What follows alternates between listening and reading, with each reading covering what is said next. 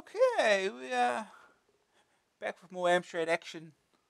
Hopefully we can finish off this issue tonight. I think I've got 6 games left, if I counted right. Anyway, the next review we have is the 4th protocol. This could either be interesting or could be boring. We will see. Anyway, 4th protocol, Century and Ariolasoft, $14.95 cassette and disc. Cassette and disc. Oh boy. Keys only. We've had plenty of games of the film before, but this is a game of the book, the bestseller of the same name by Frederick Forsyth. You won't need to have read the book to play the game. I hadn't, but if you have, some characters and situations may be familiar. There are 3 parts to the game, which load separately, and they'll need to be completed in sequence. 3 stages take you through an international espionage plot. In the first part, you have to discover who has leaked some NATO documents and how. In the second and third parts, you have to locate and deactivate a nuclear bomb planted somewhere in London. The 3 parts of the game are all icon-driven, but you won't be able to get at the third part until after completing the first 2. And the second section requires information from the first to help you find the bomb. The first game puts you at the head of CIA, where you have to track down the source of a leak of 5 NATO documents while dealing with other everyday matters from the intelligence community. The whole game is played from a single screen containing 9 icons, but these allow you to access a world of intrigue and complication. The basic idea is that you already know certain information that sets you on track of the leak, while other matters are brought to your attention as time passes. In trying to deal with problems, you spend most of the time putting surveillance on people, and if that produces some information, you may be able to follow it up. The other thing that occupies a lot of your time is searching through the filing system for interesting files and people and things that may also provide important evidence.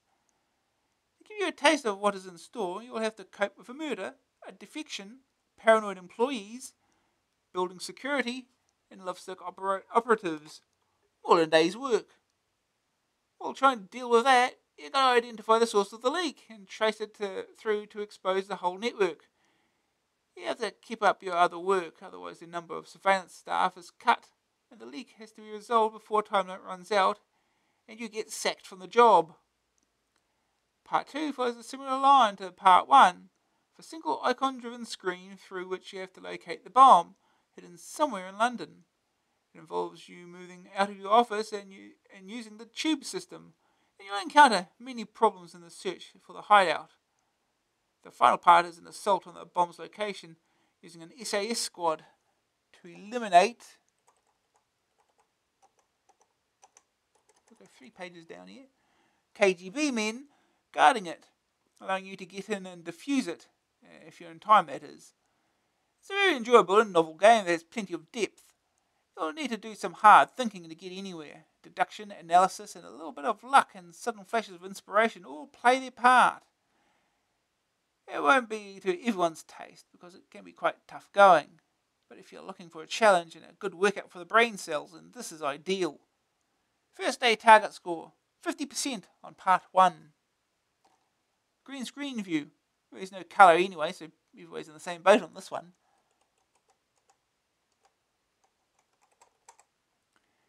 Second opinion. I'm not crazy about Frederick Forsyth's books, but this game just might convert me. Other games have tried to get some feel of intrigue and detective work, but this is the first one that I've seen that really works. You'll need your thinking cap on for this one, and I like that in a game. Third opinion. An interesting twist on the adventure game format, with the added adrenaline of a tight time limit. You really have to employ all your deductive powers here, and the novel icon window display is used to full effect. Good news! 3 different sections to complete. Good use of icons and screen presentation. Requires plenty of hard thinking. No shortage of things to do. You're always under pressure.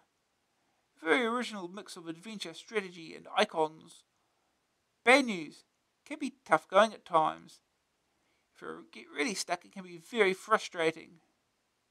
Graphics 46, Sonics 21, grab factor 87, staying power 81, overall rating 84%. Okay. Now we like play the game. We'll try to play the game. This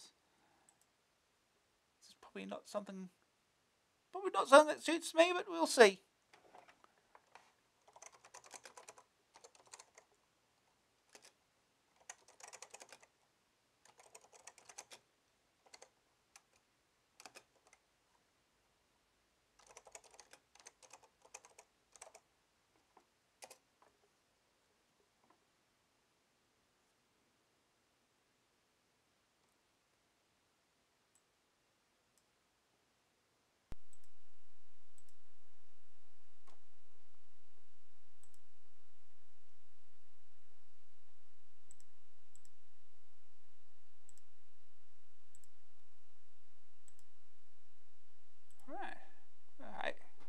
Hey Madrigal, we're about to get started here playing the fourth protocol. Oop. Click on the window, helps.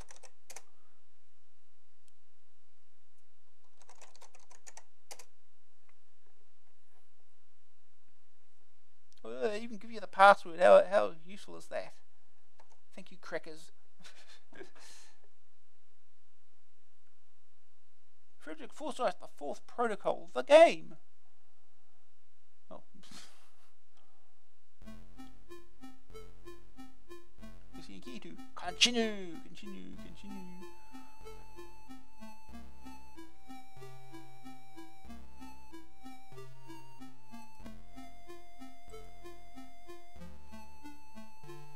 Yeah, we may well play this on C64. I have absolutely no idea what I'm doing. Yeah, I'm not going to have much idea what to do here either, but we'll see what we can do.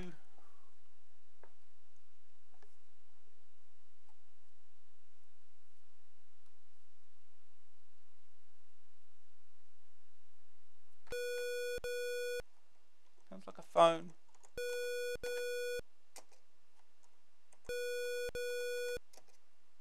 Phone message. So you made it at last, Johnny. Congratulations, Bertie.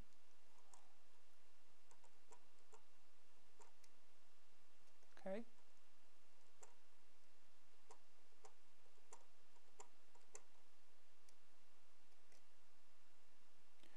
From Eastabs. Congratulations on your appointment as head of C1A.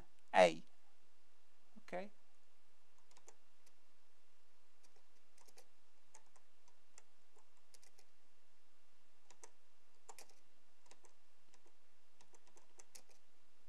System, okay.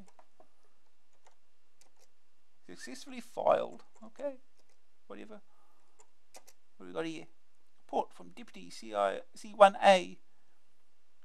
Recent survey of all ministries' buildings reports satisfactory security. Good to know. That does nothing. CENTCOM filing system. Read a file. No such file. Oh, whatever. 0 targets assigned. Watches. Okay. What is this ice cube icon for? Oh, game frozen. This is the pause button. Prestige 500. Progress 0%.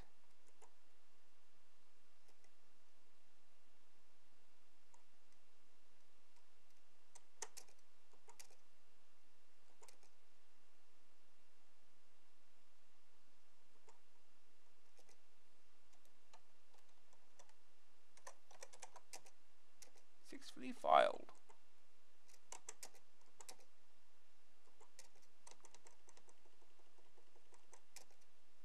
Advanced state, sure, why not?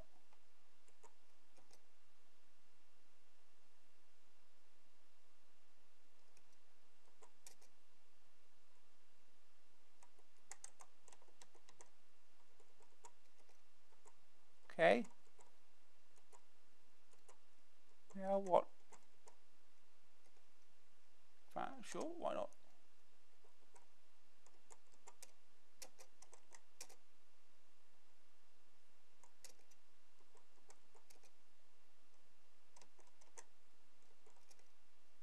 Telephone hold. Okay.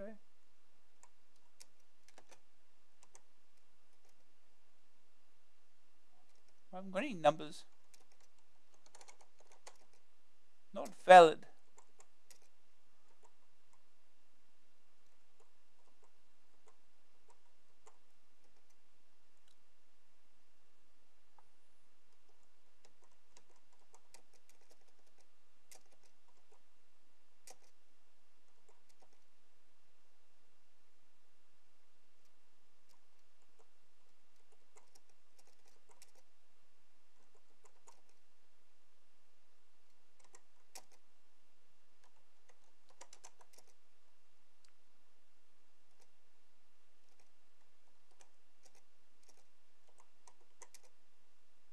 Right, here you go. This is all your files that you filed away. So, yeah. Now what? Advanced date. Not much is happening.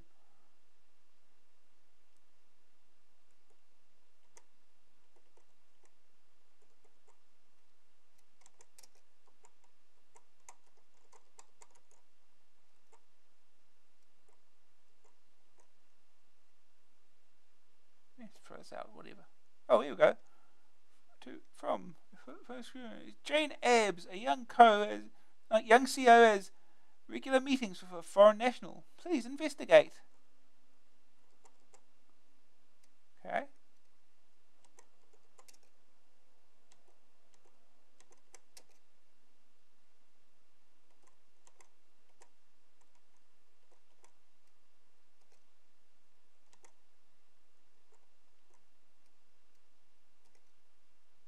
Zero cases.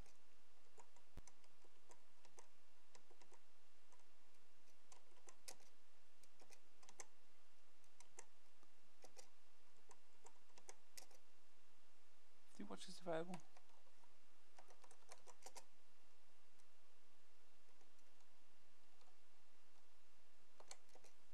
See what happens.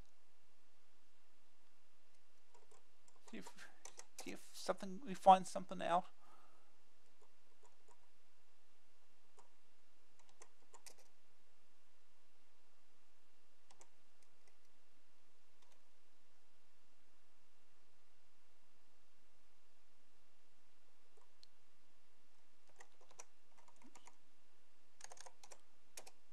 File that away. What we got next? Well, the new code is FP2 18018.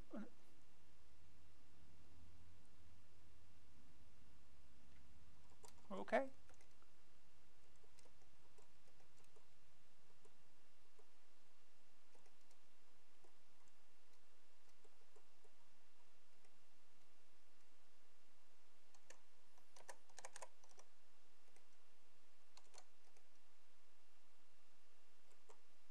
Oh, that's the other way, huh?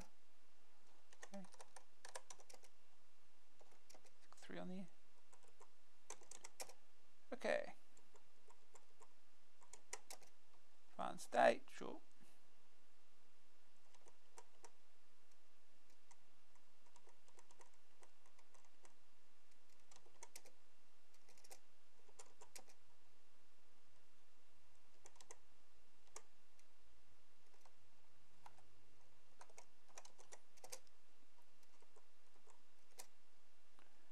From Booty Capstick, photocopies of 5 top secret NATO papers have arrived through the post.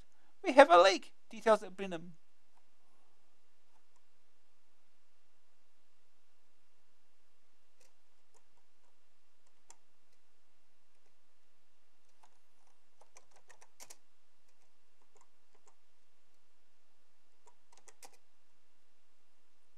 From Sir Frank Goff. A bit worried over one of our chaps called Ritson. A bit secretive of late. Okay.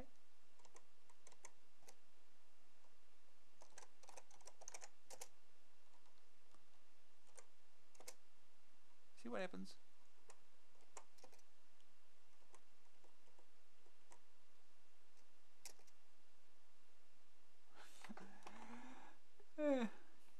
Yeah. It's certainly not entirely obvious. Icons are supposed to be easier to use, but yeah, it doesn't always come out that way.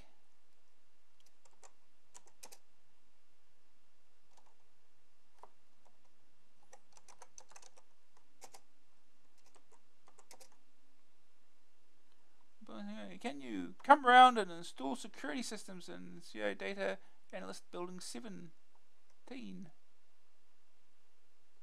I have absolutely no idea. How do I do that?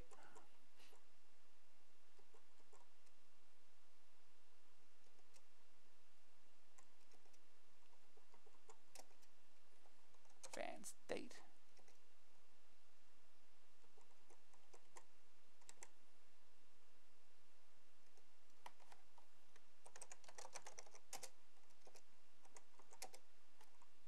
Oh, go to Building 17.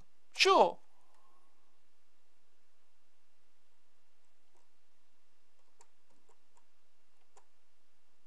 Looks like this is the toilets to me.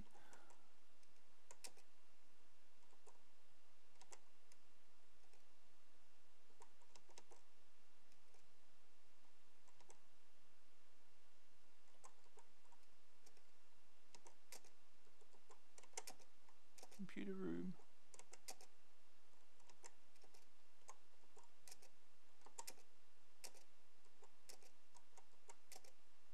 Oh, ground floor. Okay.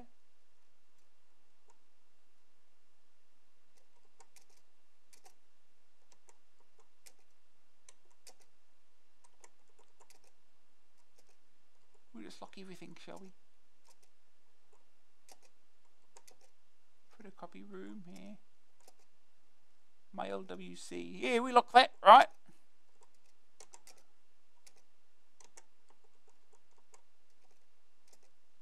Staircase. Lock the staircase.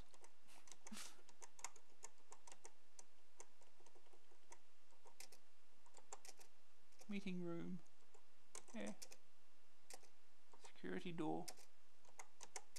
Sounds like a place to be locked.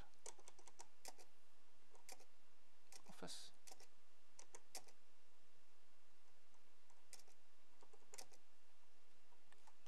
Oh, that's something.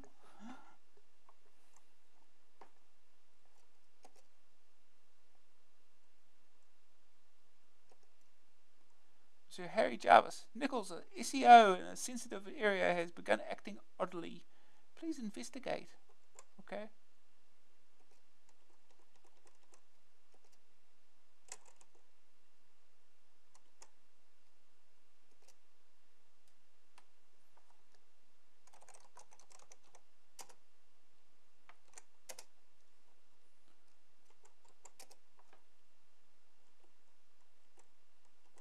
Oh, got a thing here. Joe's meeting Czech diplomat Jan Stanislav. Possible emotional entanglement. Okay. There you go.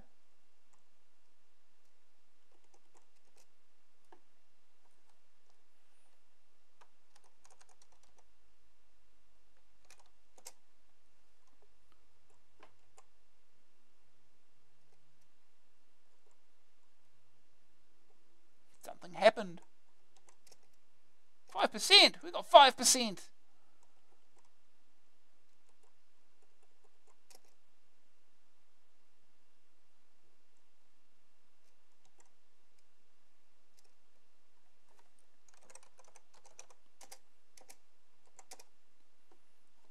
Advise on action. Okay. Oh,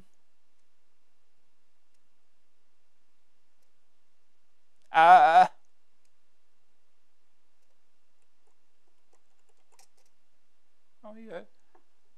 Arrest CO, deport diplomat. Check girl's clearance. Ask girl to pass false informally. Question girl. Suggest defection. No action at present.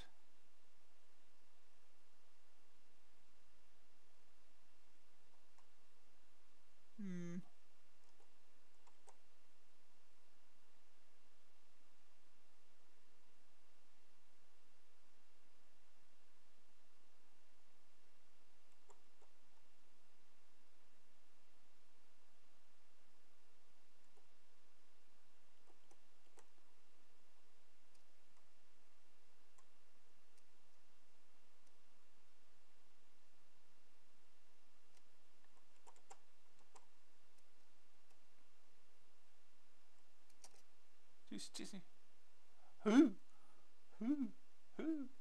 Who? I don't know. Who's the girl? I don't know. No idea what you mean.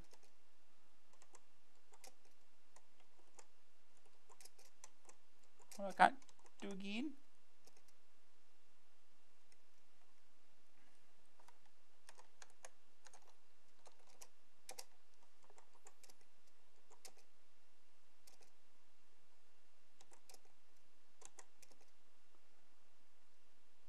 CEO HNS Committee Rebuilding 17. Your recommendation includes blocking fire exits.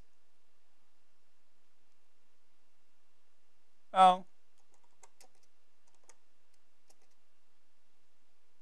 Breaking at Building 17. An intruder got away with money stolen from staff. Review security. Oh no. You come around and install security systems. I'll get to do it again at least. But at least I didn't get in through the fire exits. The staircase.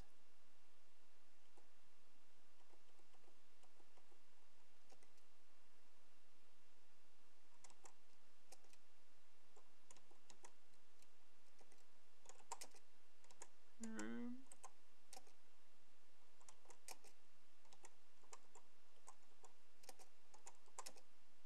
Computer room.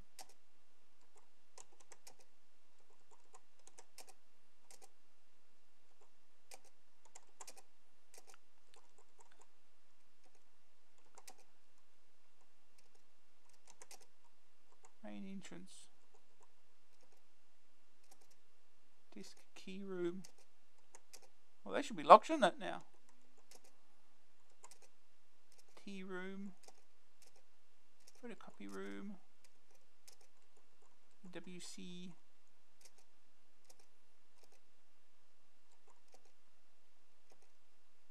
Office.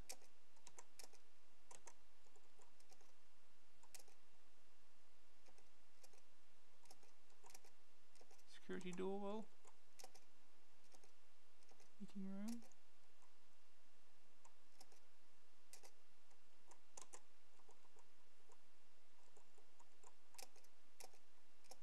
Tea room. Photocopy room.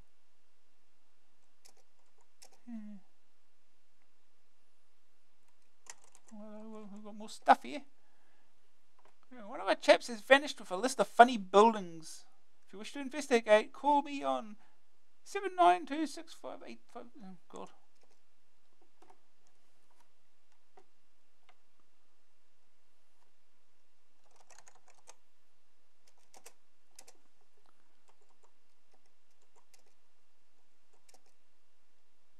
Known events to report.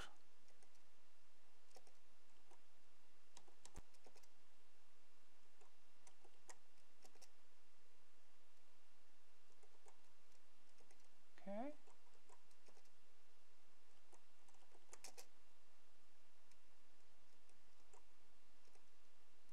Oh, I've got to remember the number. Oh jeez.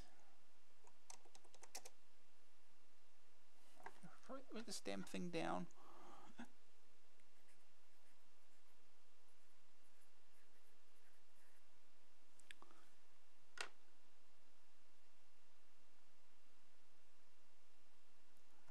Okay.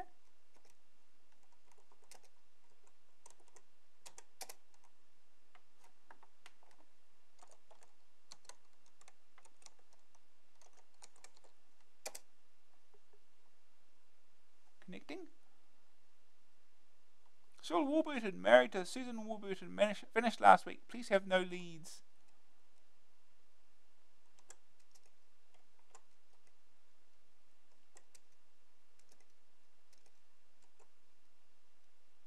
Okay.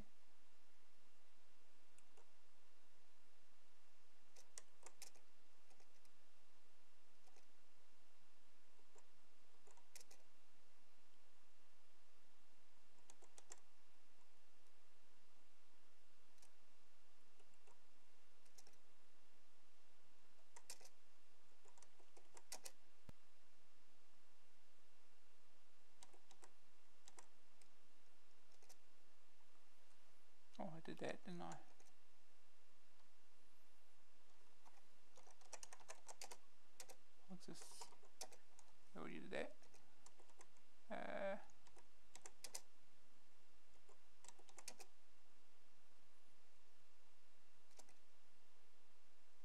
papers on Action.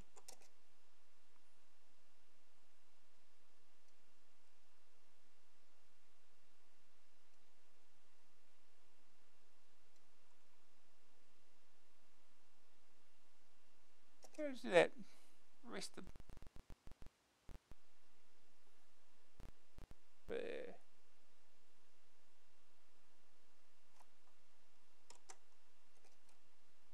Dose security. One of our senior principals has been taking unexplained sick leave. Name is Adamson. Okay.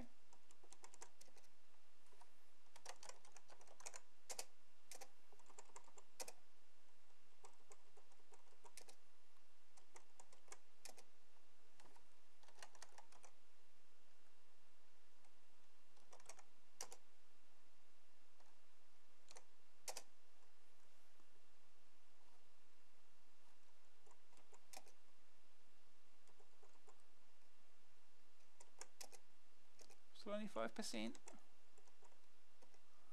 Advance the date. Papers are going wild over the prosecution of Miss Abbs, young girl victimized for love, etc.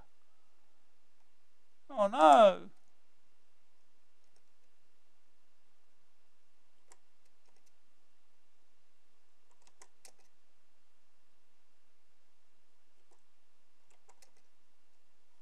Serious breach of security at Building 17 since the material is gone. I'm going to do this again. I'm good at my job. The basement.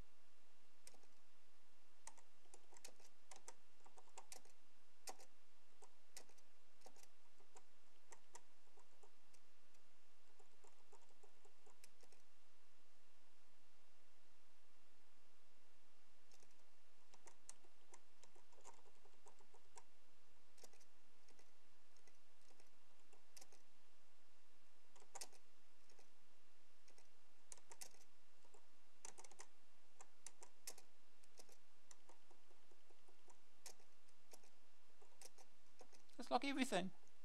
That'll work, right? Right.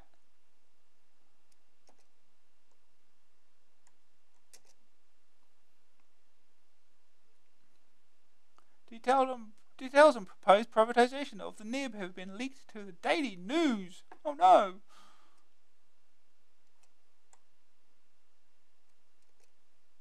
Analyse the papers. Keep watch on staff. Stop sensitive work. Make paper reveal source.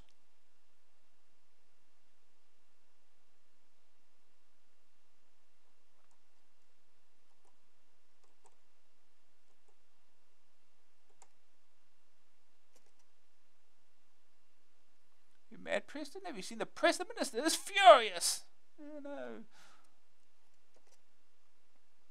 What the hell's going on in your section, Preston? South was defected to their cousins under bloody noses.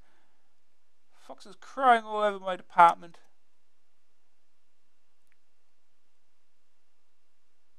Your recommendations include blocking fire exits. Hey, no one stole anything though. Looks a change. Adamson has a girlfriend, Miss Browning.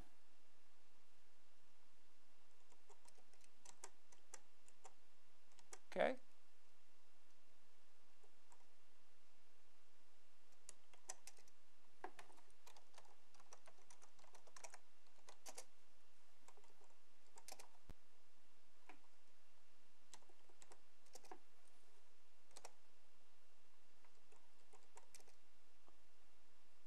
Nothing to report yet, but I have a feeling about this one.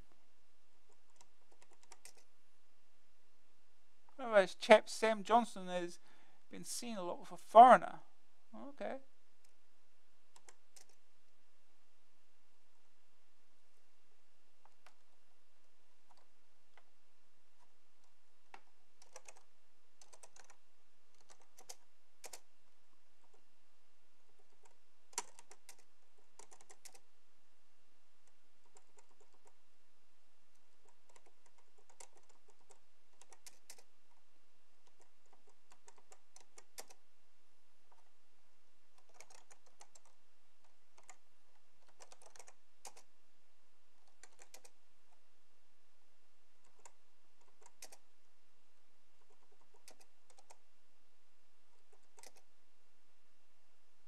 news, fighting the court order. Bad publicity, old chap. Yeah, I'm good at my job. Continue court order? Yes.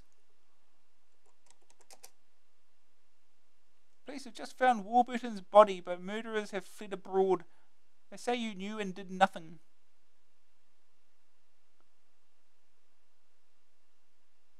I haven't found nothing. I don't know nothing.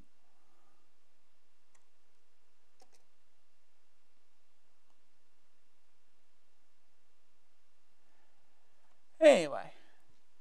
Yeah, we've been at this half an hour. Almost. I think we get the idea. It's just a little repetitive, but if you've got nothing better to do, I suppose.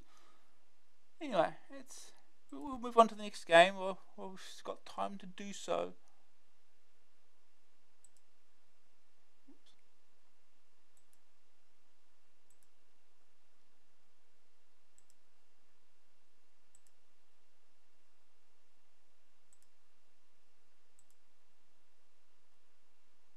Okay.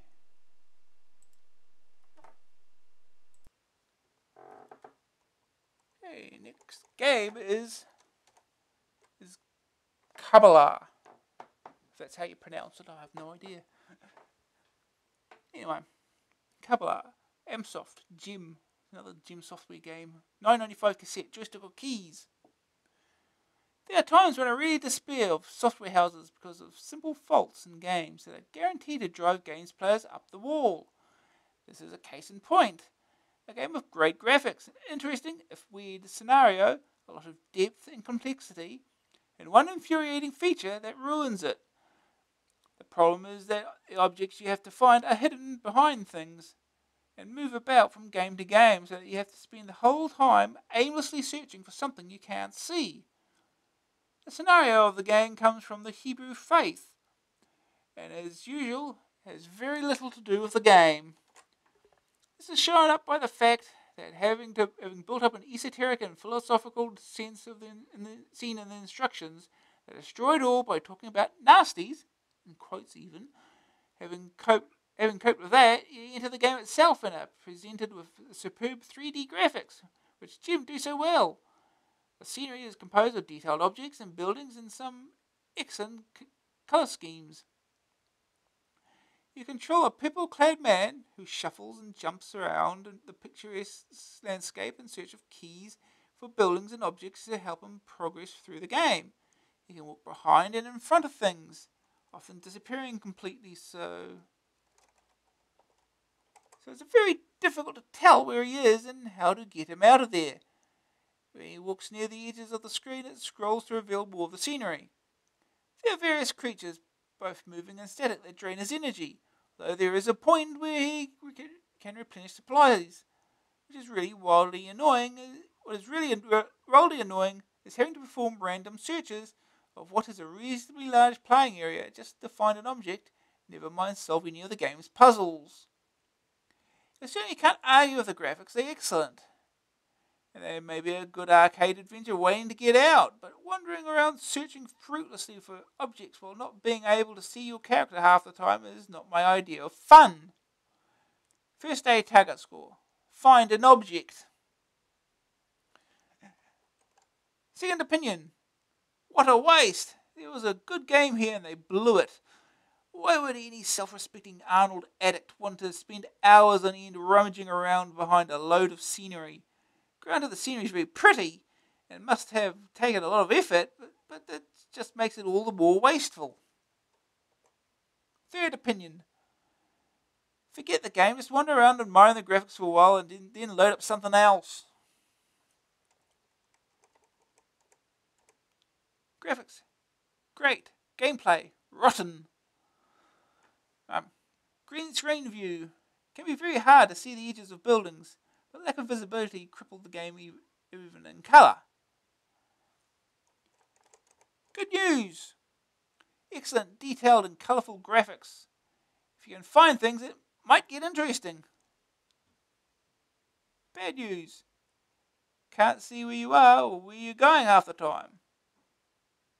Objects are hidden from view and moved around each new game. A potentially good game has been spoiled. Graphics 88, Sonics 62, grab factor 10, staying power 35, overall rating 27%. Okay, time for isometric 3D fun.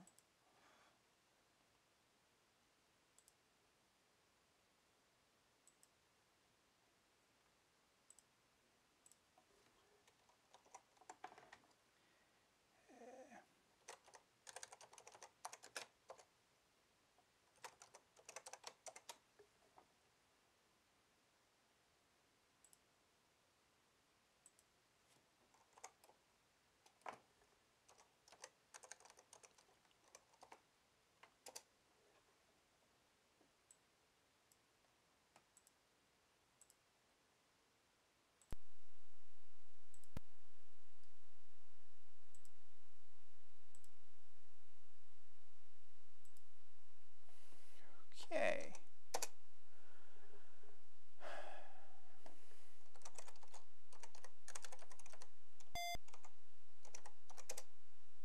And I can't type.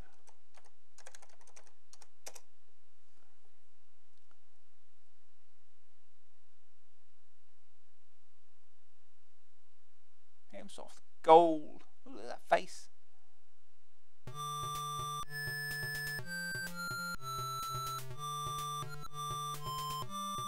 Definitely into level to start. Moderate, difficult, or possible.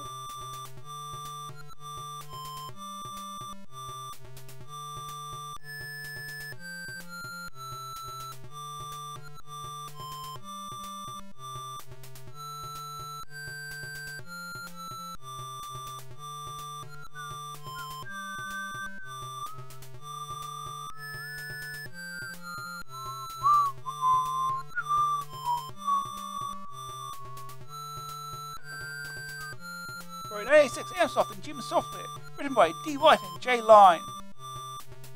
The highest grade achieved so far today was Probationer. Guide the aspiring acolyte along the paths of the Tree of Life. Yeah, it's all the help you need. Okay, moderate.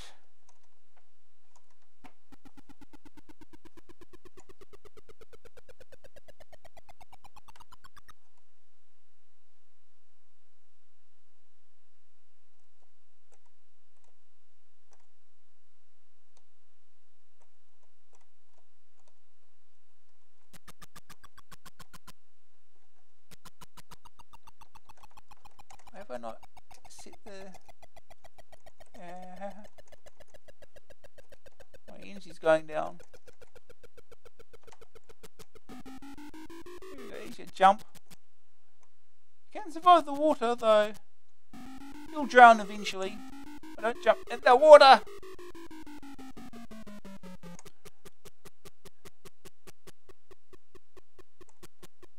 Remember there, you can get out in the corner here. It's not obvious because you can't see what you're doing in there.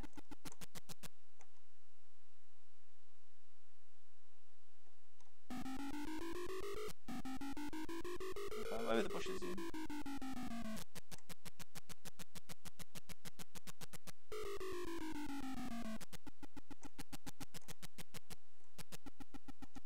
You're losing energy for walking into things. It's not helpful in this sort of thing. Now, where do you see? Where are you? Where? Can't jump. Oh.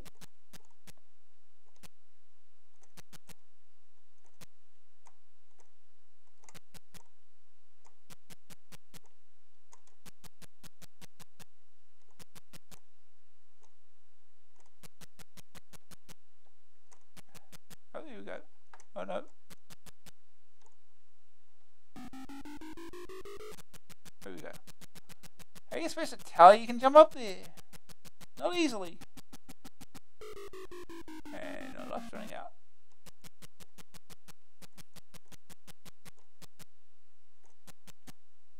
And did. Game over. You have achieved the grade of Probationer. Try again.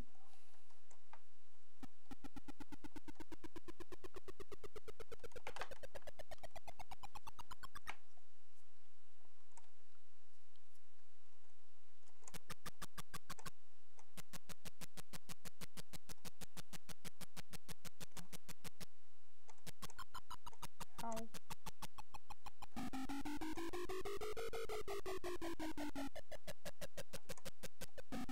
Right, yeah, the thing that stays on you is it for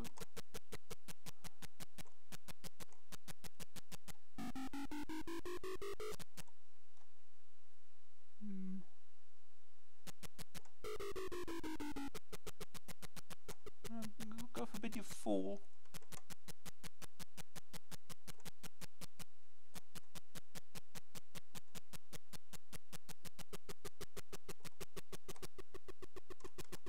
Can we get in here? I guess not. Okay, going this way was a mistake.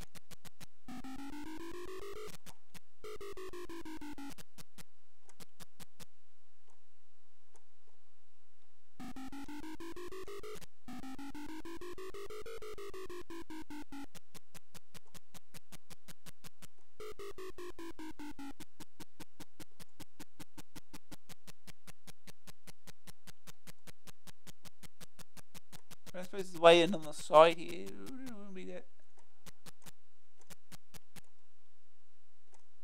No. Oh.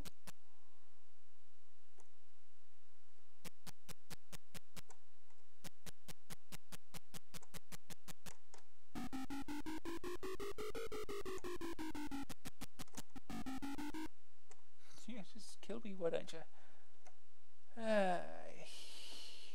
Well. Try again. Object, nothing. Sphere, none. Whatever that means.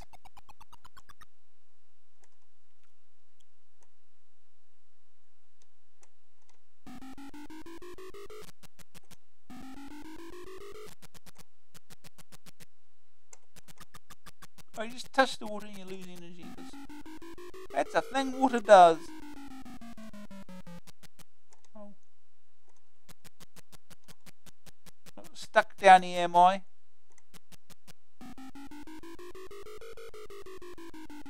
Oh no.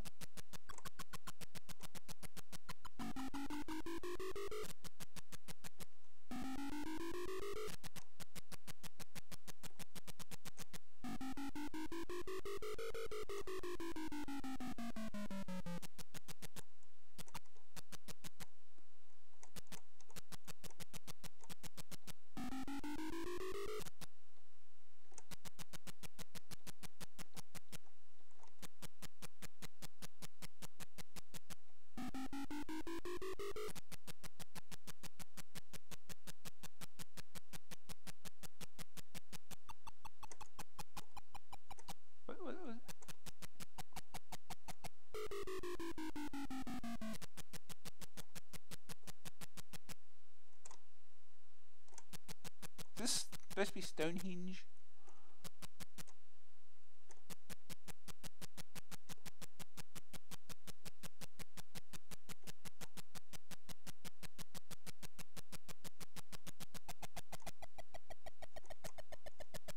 Something's draining my energy. I do not know what.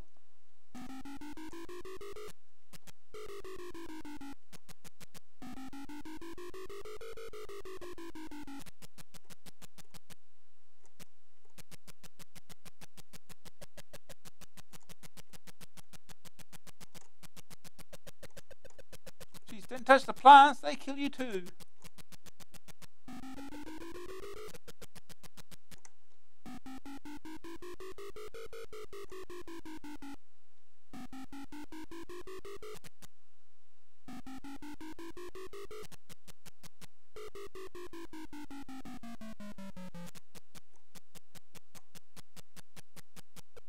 Oh no, more water.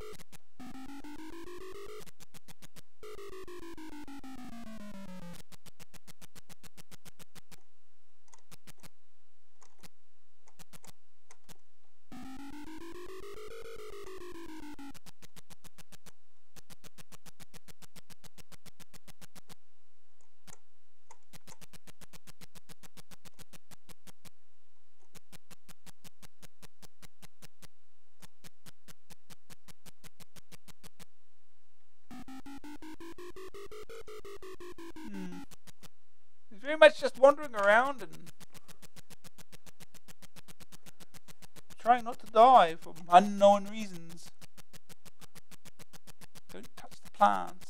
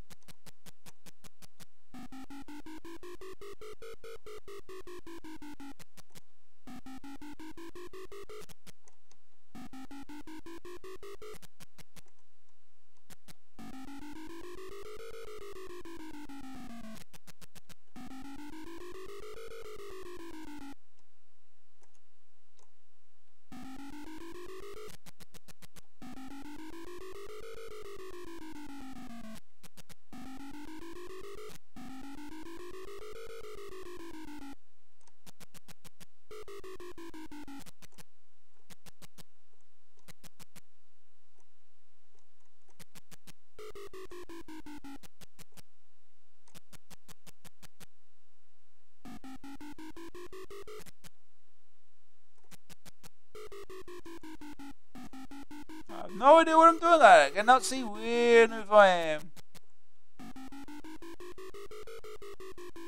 Is that how games are supposed to work, right?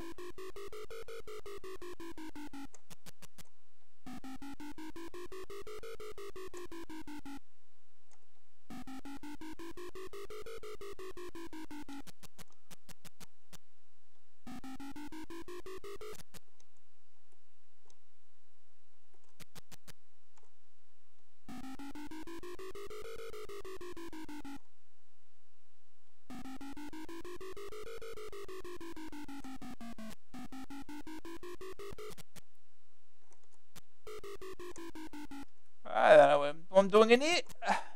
Or how to get out. Indeed, you can get out.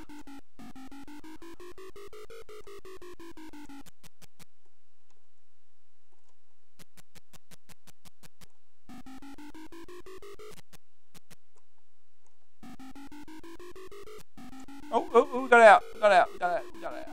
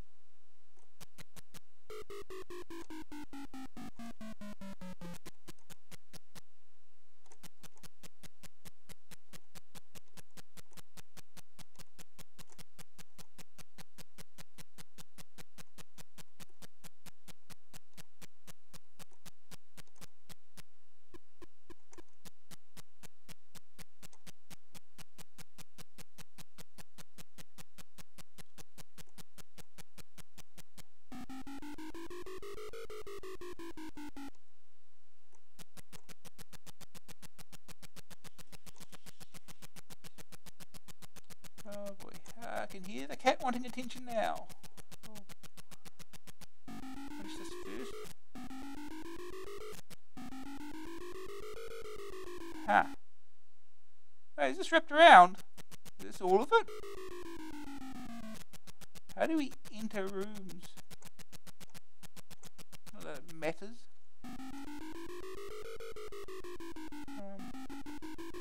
Okay, stand on a plant and kill yourself. Because plants are deadly, apparently.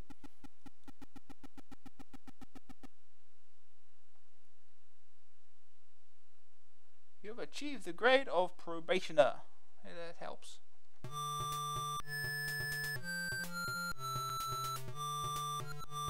Alright, I'll be back in a moment. See what the cat wants.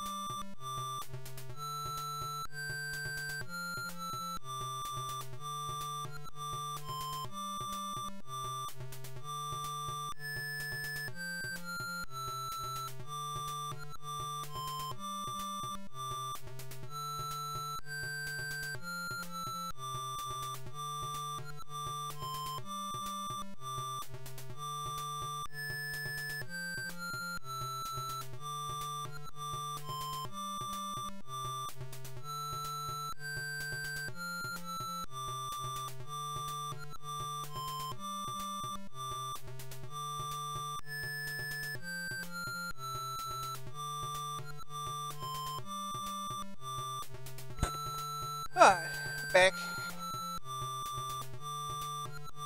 Okay. Go back to the magazine.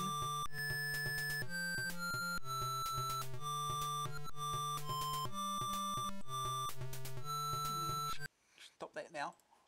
Right, next game is Stainless Steel, a Microgen. 8.95 cassette, 13.95 disc. Joystick or keys.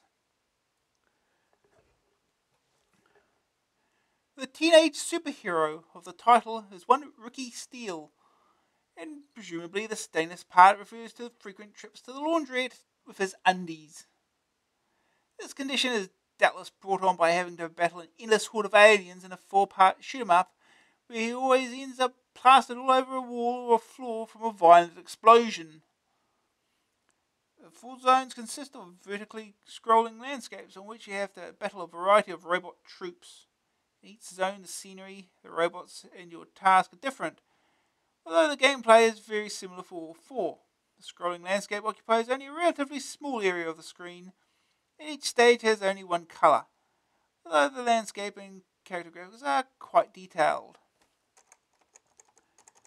In Zone 0, you must move up on foot, up a roadway to reach your car. Nightwind. Trying to stop you are 2 sorts of robot helicopters. Helicopters that move up and down the road shooting at you, and robots that move across the road also shooting. Like all the robots in the game, these can be dispatched with your own laser fire. As you walk along, the fuel gauge runs down and has to be replenished with fuel cells floating at intervals along the road. You have to be careful since you can shoot these as well, and running out of fuel is fatal. Yet you're walking? Why is running out of fuel fatal? In Zone 0, the only other obstacles are a couple of lines of cars behind 2 barriers across the road. However, in Zone 1, you have to drive across a desert littered with deadly obstacles. Your car can fire and fly up and down, and accelerate, but it is still dependent on regular fuel replenishment. Meanwhile, you're harassed by helicopters, missiles, and static guns. All of these have to be wiped out before going on to the next zone. Zone 2 has you flying over a waterway on which the submarines pop up from time to time. You have to bomb all the submarines and shoot fighter planes to move further on. The supply of bombs is limited. Without the shield, which in the first 2 zones could protect you against bullets for a short time. In the final zone, you have to kill the evil genius responsible for the whole shooting match. It's of course pretty tough as you drive through more new surroundings. To help you in all the zones, there is a scanner, very useful and awkward, because it is horizontal, while the route you travel is vertical. This is a competent shoot-'em-up which will provide a tough challenge. 2 things stop it being even better. Despite detailed graphics, the explosions' use of colour is woeful, and there just aren't enough stages or variety to them for the game to really last. Not a bad buy though if you're looking for a skillful shoot-'em-up. First day Tagasaw. Get to Zone 2. Green screen view. The bullets can be harder to see, but the game certainly isn't any less colourful and green. Second opinion. This game is frustrating and has rotten collision detection and makes very poor use of colour. It sends you right back to the start of the section every time you die. Worse still, the scanner is sideways on to the direction of play, making it extremely difficult to follow.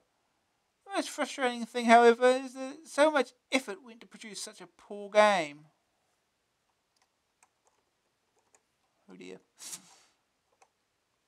Good news! Detailed graphics and explosions. Tough and skillful action. 4 stages requiring different skills. Forward and rear attacks mean you can't afford to relax at all. Bad news. Awful lack of colours. Not enough variety in the action. Graphics 61. Sonics 42. Grab factor 70. Staying power 62. Overall rating 65%. Right.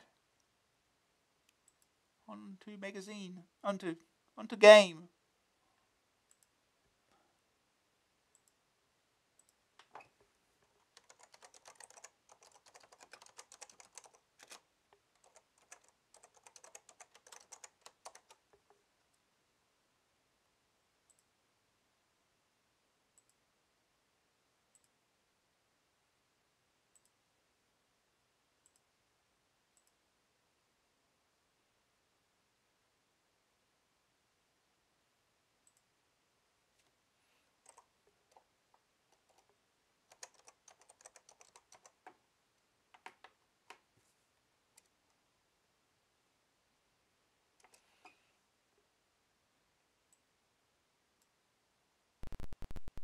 Yeah.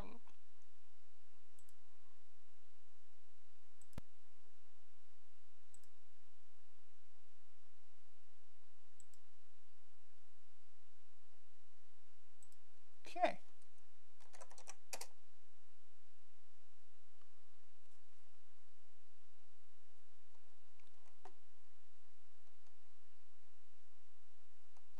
Is this a CPM thing?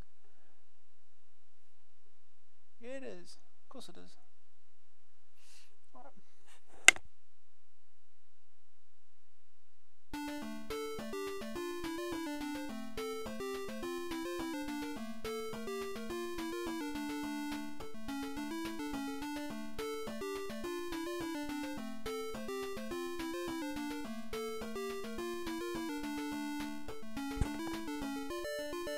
Ooh, got more music.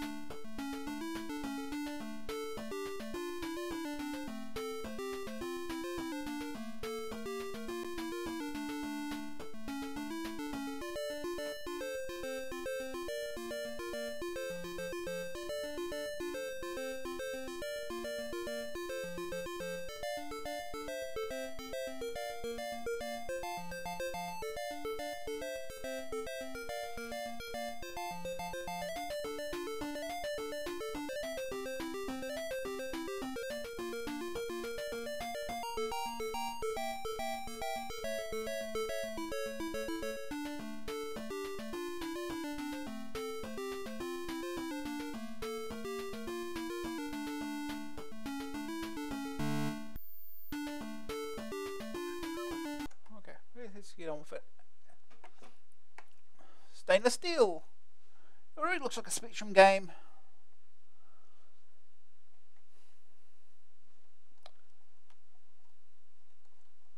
Demo mode. This is a demo. Okay, we won't get to see this for a bit. Also, very good demos.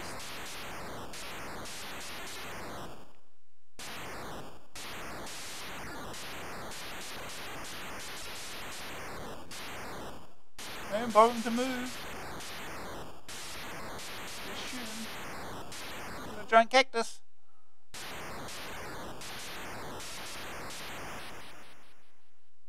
Boom. Well, alright, we don't get to the car bit first though, do we? Explode. Easy peasy, plenty of hassle, teenage superhero, no chance. Start game. We'll stick with easy peasy because it's hard enough as it is. To start with. For bullet.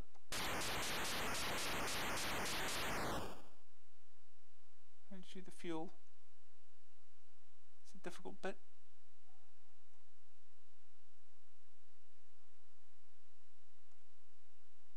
All of a sudden there's nothing. Where's fuel? Come here.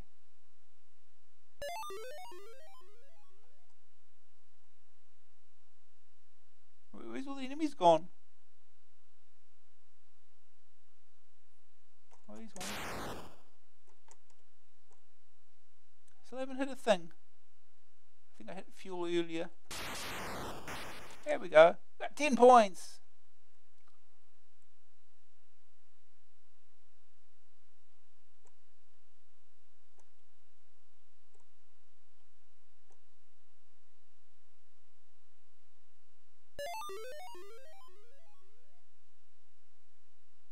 Oh, impact from high velocity projectile. 9% projected. Back to the beginning. Oh, and there's just a helicopter just there. Because enemy android, 75% projecting. Okay, whatever.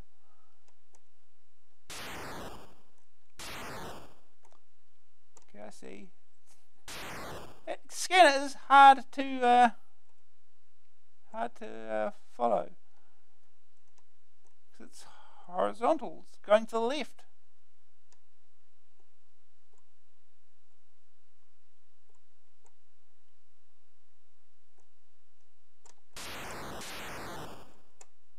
Shoot the fuel. Yeah. Shoot for bullets.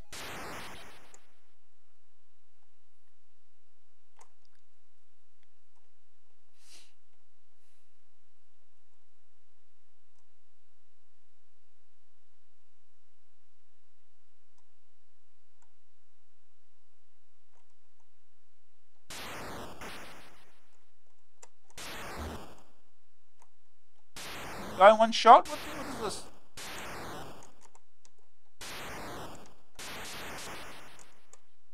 Okay. Getting the hang of the scanner at least. Get fuel. Here we go.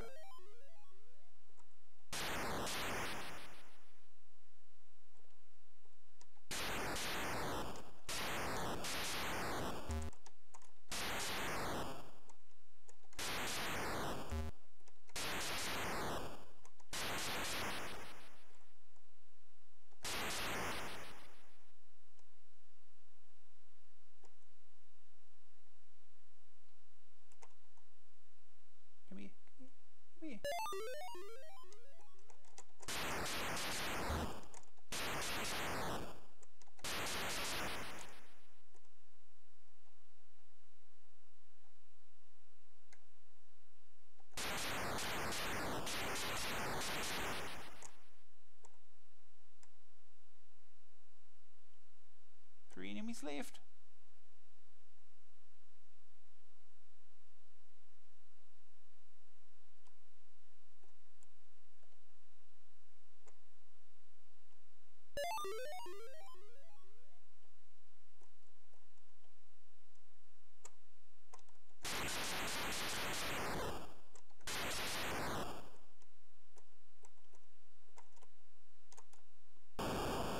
Oh, no. Do it all again now. Do it all again.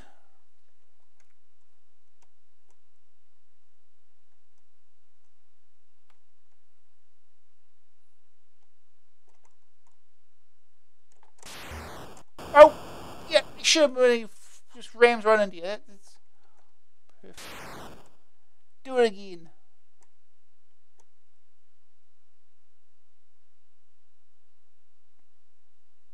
Remember, this different level is called easy peasy.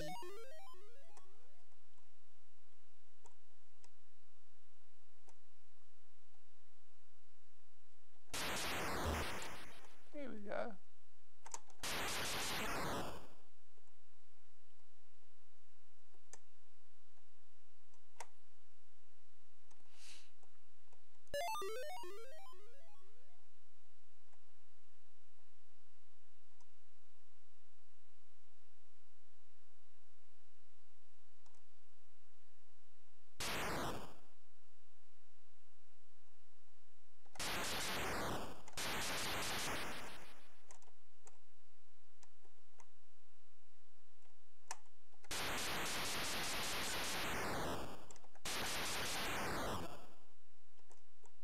Well, missed those.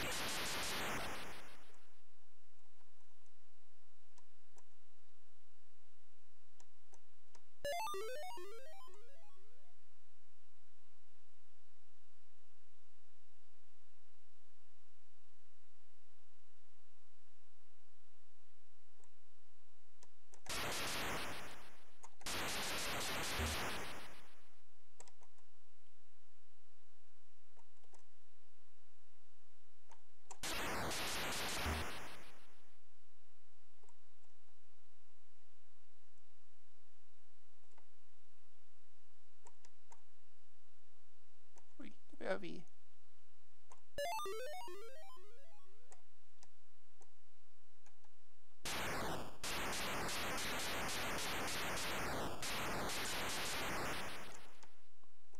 Okay, I need to deal with the helicopters. Okay, I get more room down here.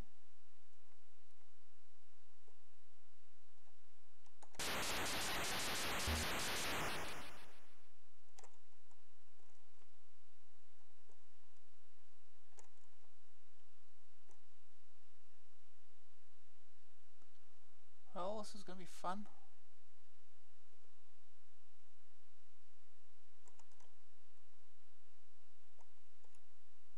I'll wait for them. Fuel doesn't run out if I don't move. Okay. Makes sense. I'll just wait here for them then.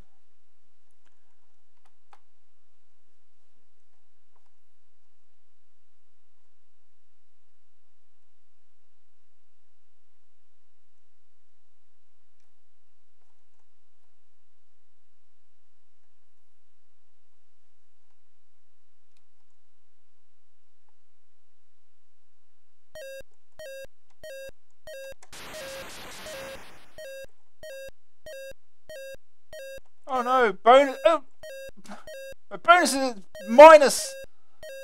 Oh no.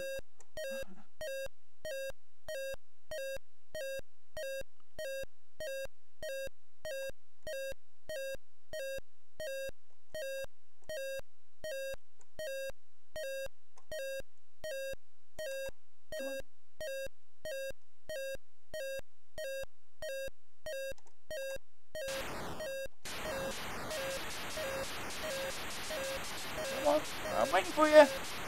Come on.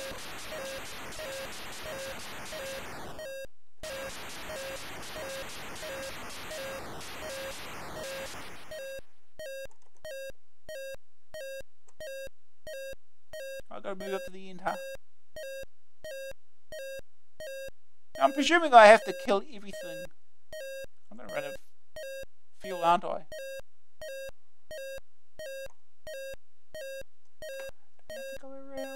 Do I have to go around? Oh! Explode. Out of fuel. Explode. Nutrition deficiency. Nutrition. Fuel is your nutrition. Huh? Try again. Easy peasy.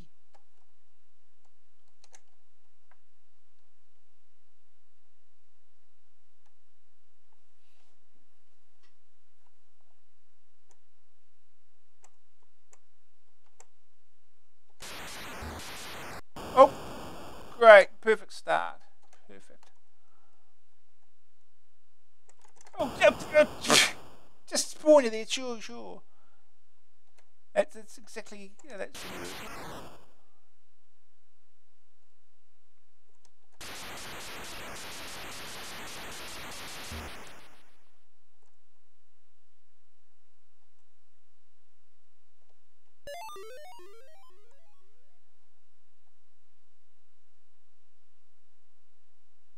so I guess the question is, do I have to kill everything or not?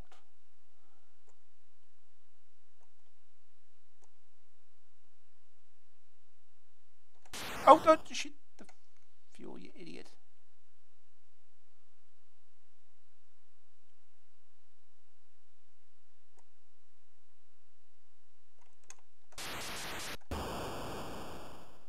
That was stupid.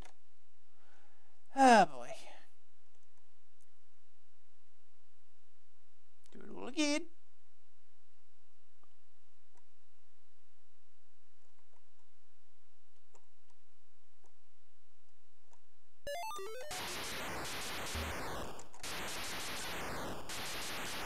Oh, geez, watch out for the bullets.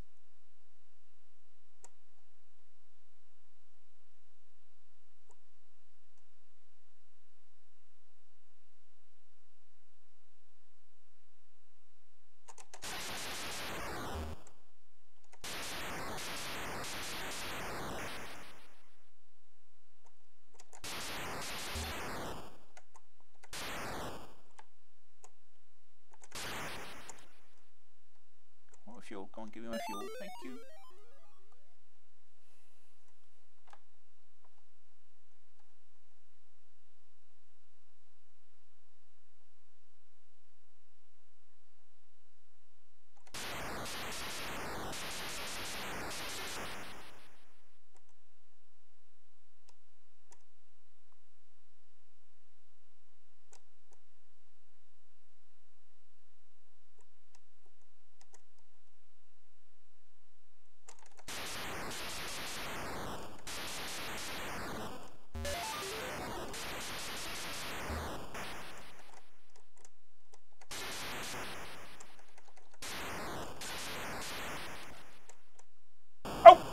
I didn't see a bullet in the last minute. Do it all again, idiot.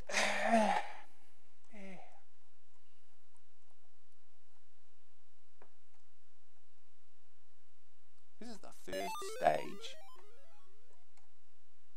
On the easiest difficulty.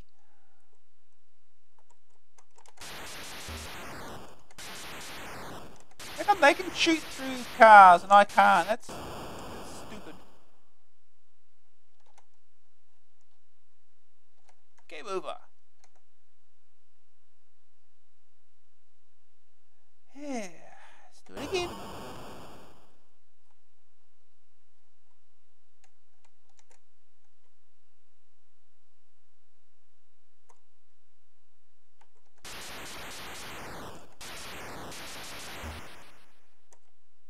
What if I just oh no, it doesn't work. You're not on it perfectly, that's for sure. Also, helicopters are androids, apparently.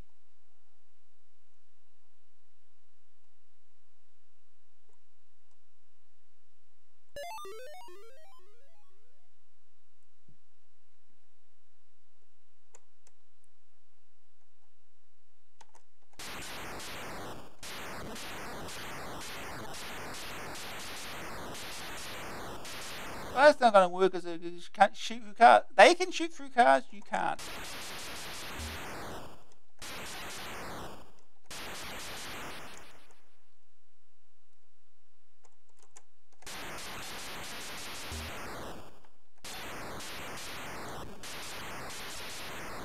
Get away from me. Oh! He shot at point blank range. That's not fair. Also, a high velocity projectile. They're not that fast.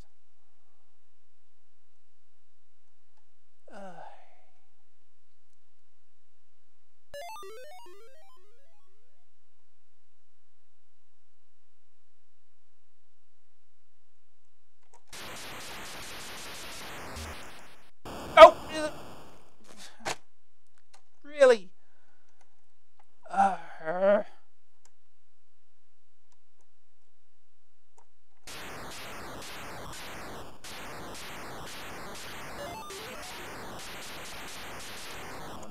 That was...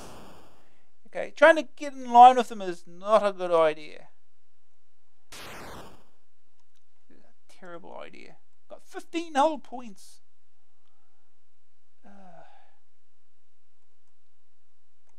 Give me my fuel.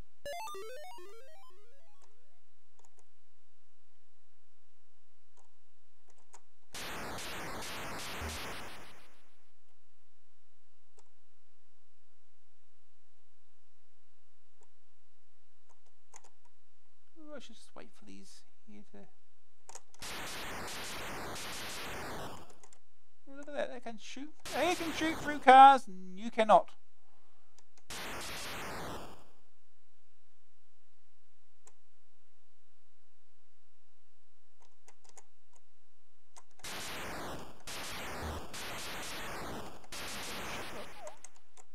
Shot the fuel again.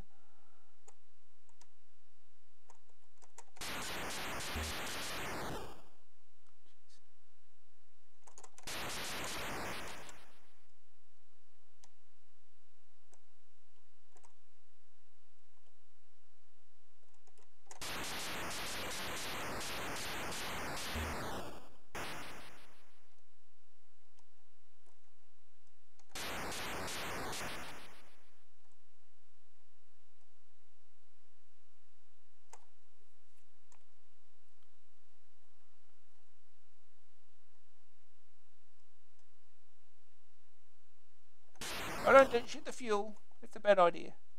1, 2.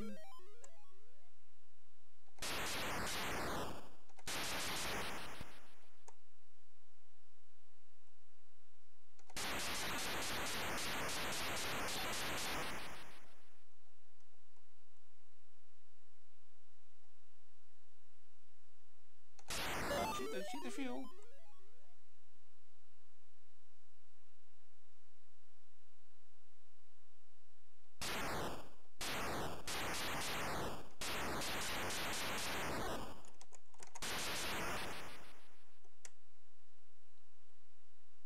Helicopters coming up from behind.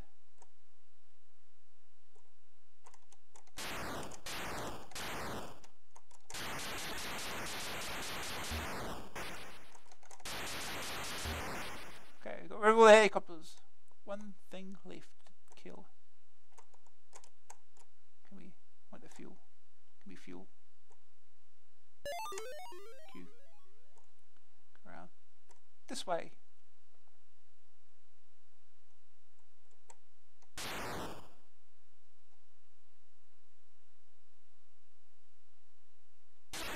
I'll be able to shoot from this. Yes, good.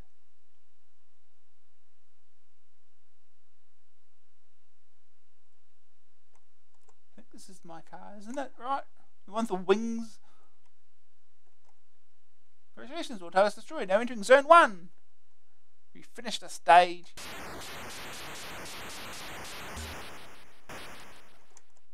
Oh, we turn around. Oh.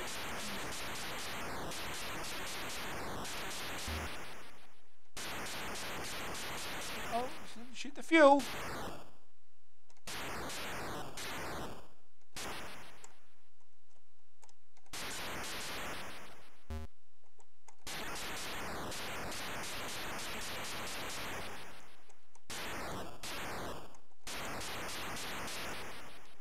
Oh, he's shooting the fuel.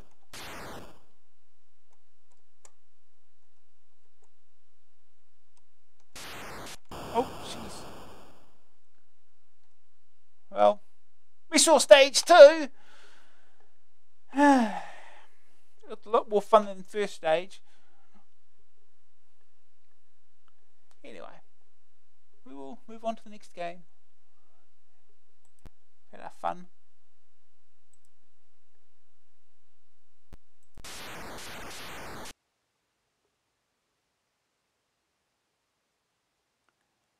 Alright, yo.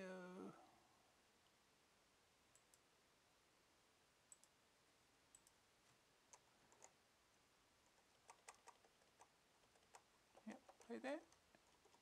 Right, next game is International Rugby. Great timing because the Rugby World Cup started early this earlier today. We won't talk about that anymore. Anyway, International Rugby, Arctic, mark of quality, based on these soccer games. Arctic, 795 cassette, 1295 disc, joystick or keys. This is the first time I've seen a rugby union simulation on a computer, despite the plethora of simulations for other sports.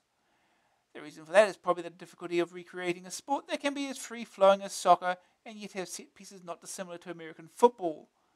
Unfortunately, I think this has failed to overcome these problems, ending up more like a kick-and-run soccer game than a rugby game requiring lots of intricate passing. The matches are played on a pitch that covers 3 screens, viewed from the side of the ground. At either end are the posts where tries and drop goals can be scored. When the player in possession runs off the edge of the screen, it flicks to reveal the next section of pitch. There are 7 players on each side.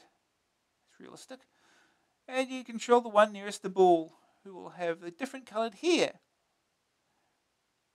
The player in possession has 3 basic options: run with the ball, kick it, or pass it to another player. Passing is extremely difficult because of the confusion of players on screen. So the most effective method of making progress is to run with the ball till an opposing player closes in, and then whack it upfield trying to regain possession afterwards. Once in front of the opposition's post, you can go for a drop kick or try to go over the line for a try. If the opposition are in possession, you can get the ball back by running it into them or by tackling from behind. Each successfully performed score or tackle will produce a cheer, white noise, from the crowd. After a try is scored, the conversion takes. It's shown on a panel and set in the pitch, where a cursor aims the ball, but the gusting wind may blow it off course. There are 2 set pieces in the game for when the ball goes out of play. The line out, which stretches all the way across the pitch, again very realistic there, and the scrum. You can't affect either of these, they happen automatically. TT's just a matter of trying to pick up possession afterwards. 1 or 2 players can play, and both can take part in the 5 Nations Championship, where each team plays 4 matches. There are also 2 skill levels, which affect the speed of the computer players. The harder level making them tougher to catch. Major criticism of the game is that intricate passing maneuvers are impossible, and the game just becomes a matter of kick and run to score points. There are other niggles as well. The ball is round, the figures are small, the set pieces leave you with nothing to do, and the screen is a massive confusing action, making it difficult to tell what's going on. Despite all that, the game can still be enjoyable if you play with 2 players, particularly in the championship option. However, even that won't interest you for long, because this just isn't rugby, it's more like a soccer game with a couple of thrills. First day tackle score, 40 points against the computer. Okay. Second opinion. If you've ever played or watched rugby, you'll probably wonder what it's got to do with this latest Arctic classic. Rugby, as I remember it, was a fairly complex game involving a great deal of passing and a limited amount of kicking. Arctic, however, think it's a simple boot 'em up. No rucks, no mauls, no 3/4 to pass, just kick the thing.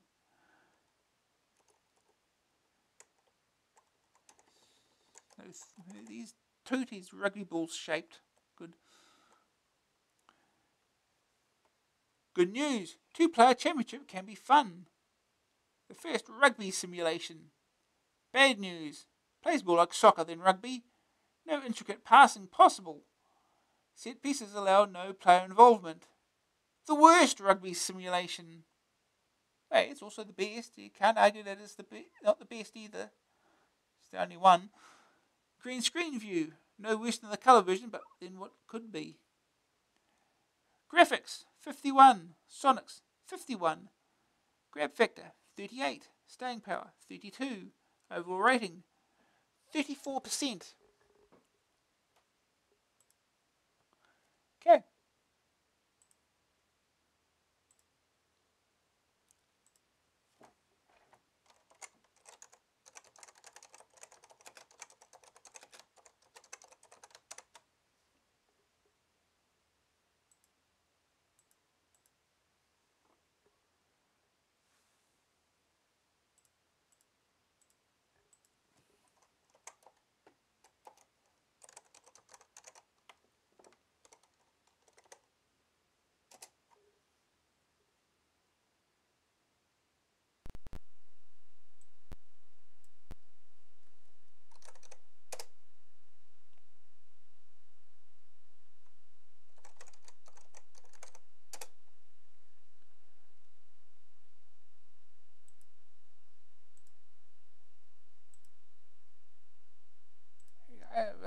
like rugby.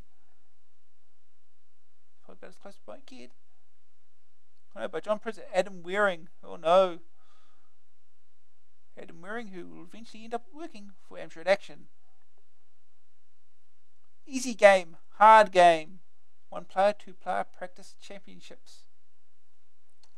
Switch to 1 player.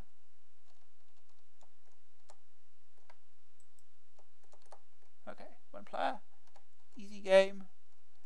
And we just play a practice game.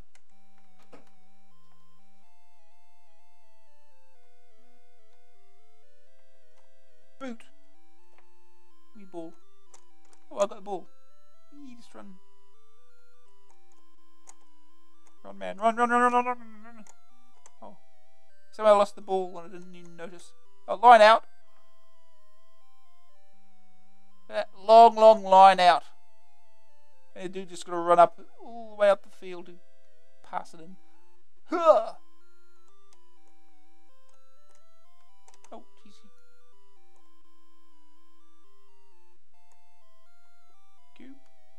Oh, he got it back. You know, I did.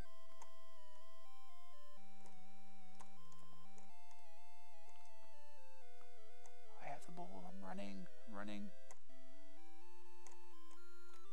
Oh! What the hell was that? Did he just fall over for no reason?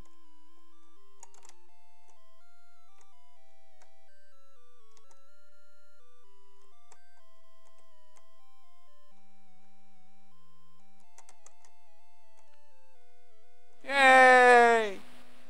4 points. Oh god, this must be old. 4 points for a try.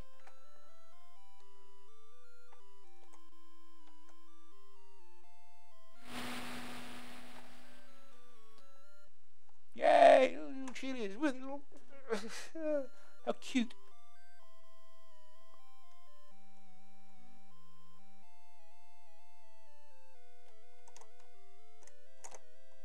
Wait, get on the ball!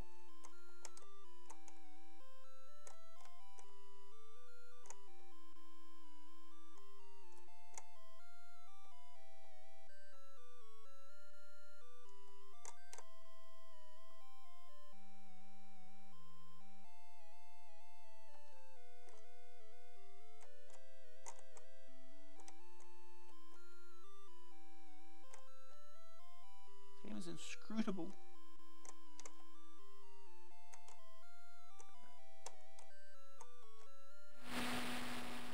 Good tackle.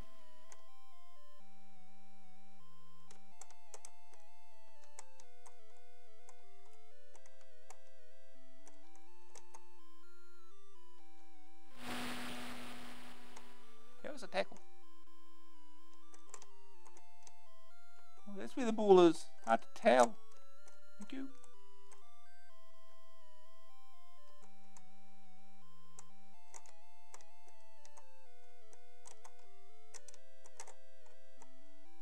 This is just like real rugby. Oh, jeez, he got the ball.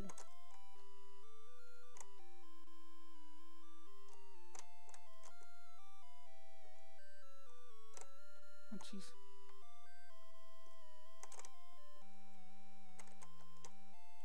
Oh, no! Oh, no!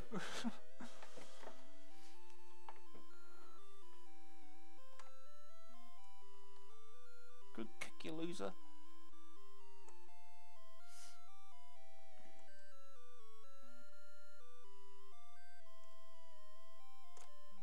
Thank you. I'll take the ball.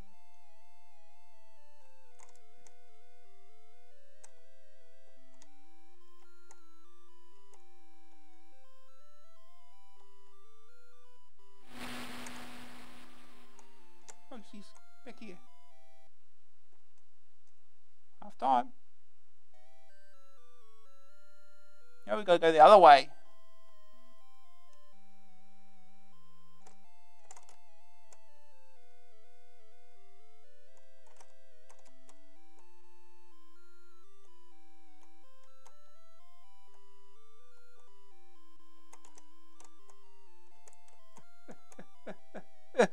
Yeah.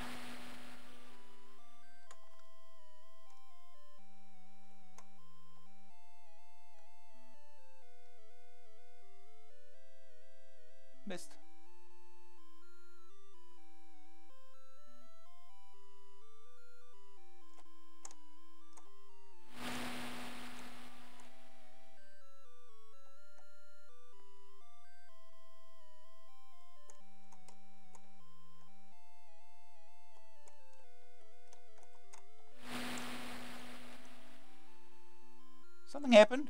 I don't know what happened. Oh, it's a scrum! It's a scrum!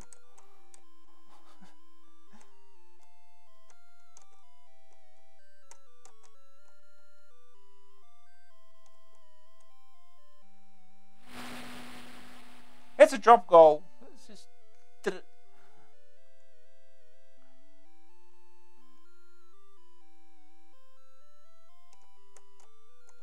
Oh, jeez.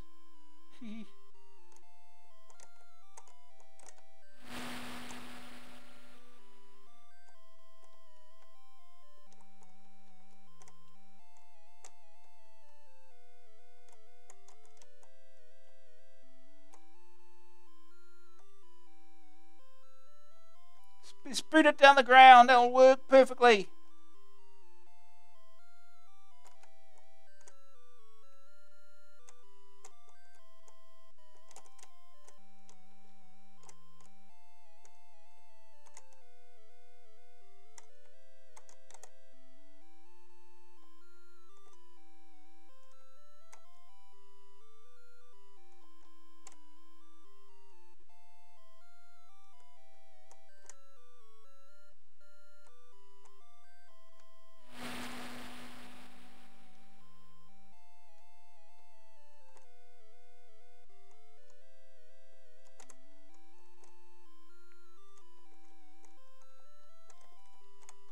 Oh, come on.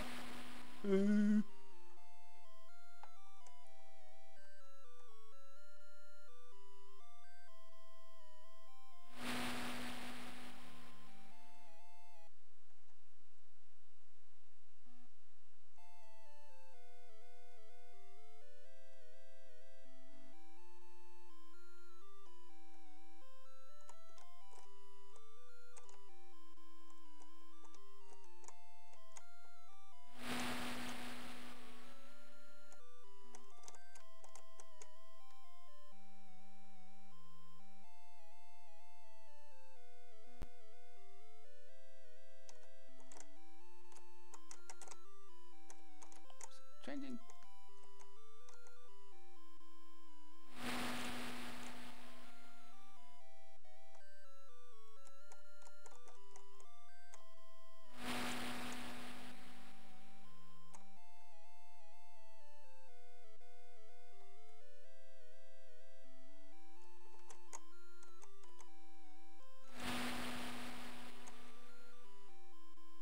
Yeah.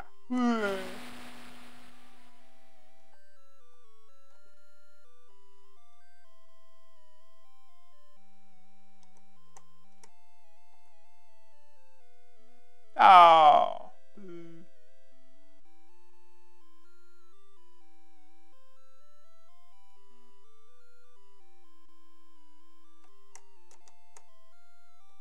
Wait, what? Oh, full time. We win. No title screen, huh? Yeah. That's international rugby. Let's move on to the next game.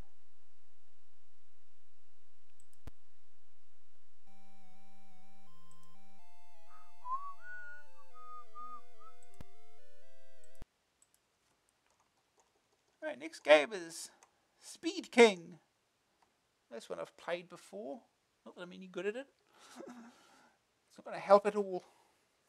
Speed King, Mastertronic, 199 cassette, joystick or keys. One of Mastertronic's all-time best-selling titles was Formula One Simulator, which these days looks outdated. This new offering takes you out of the car and puts you on a high-performance motorbike, where you can ride against 19 computer riders on 10 different Grand Prix circuits. You begin by choosing which track to race on.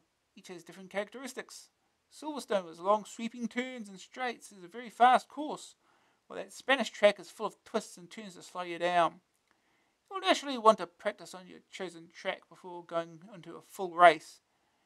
You can do that for as long as you like, trying to set a fast time and learning all the bends and how fast you can take them.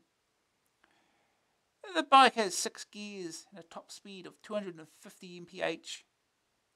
It won't get up to that on any of but the longest straights, but most races will be spent in 4th or 5th gear at between 100 and 175 mph if you're going to do well. When taking corners, you lean the bike over and try to gauge the speed so that you get around as fast as possible but without falling off. Too fast and you'll skid onto the grass verge and crash. When you feel ready for a race, you have to set one of these 3 difficulty levels and decide whether to have 2, 4 or 6 laps. Begin at the back of a pack. You stand more or less line astern formation all around the track. This can make them tough to get past on corners. If you hit them, you crash, losing precious time. Certainly on the faster tracks, you should quickly be able to beat them. But on the tighter circuits, they are much tougher to beat. If you're good enough, the races become more of a time trial than a competition against the 19 computer riders. A lap record is kept for each circuit. This means players can compete on a time basis, even if not at the same time, and seek to set the best total race time for a circuit. The driving sequence is well done, some good use of colour, and a suitably straining engine noise. The opponents aren't very realistic in their behaviour, but your bike is great to control and responds well. Not quite enough competitiveness in races, but still an excellent game for the price. First day target score. Under 50-second lap at Silverstone. Yeah, okay. Good luck with that. Green screen view loses a lot of its appeal, but it's still every bit as playable.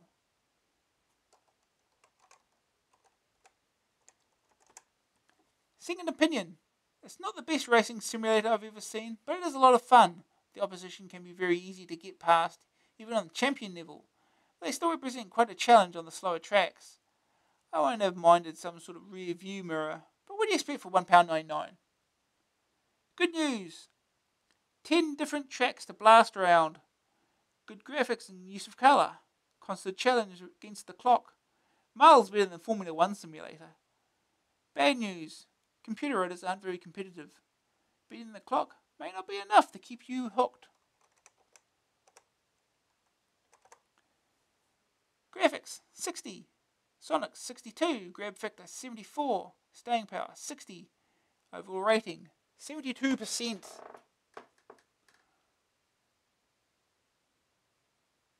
Okay. Now to play the game.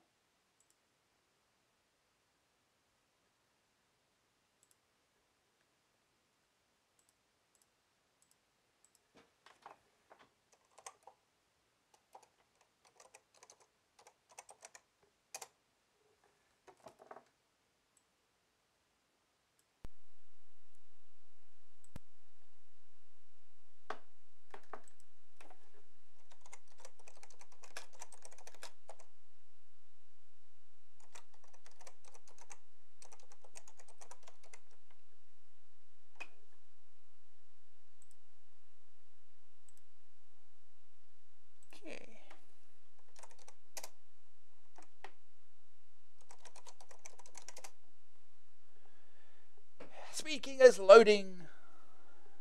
It's loading. Right, Ed Hickman, NJ Estcourt, Sweden. Change track.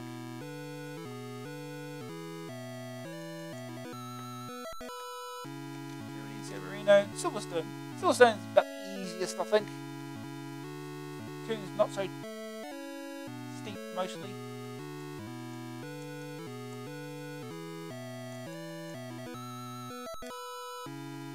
I'll stick with 2 laps.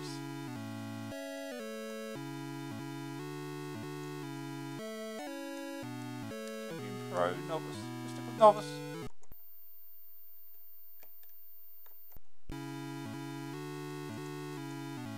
Race. Let's go.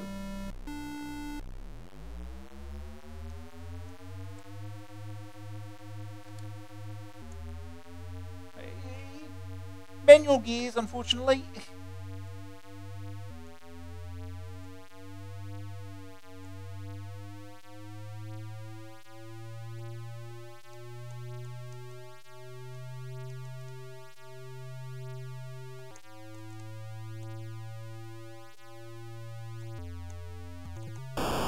And crash. Oops.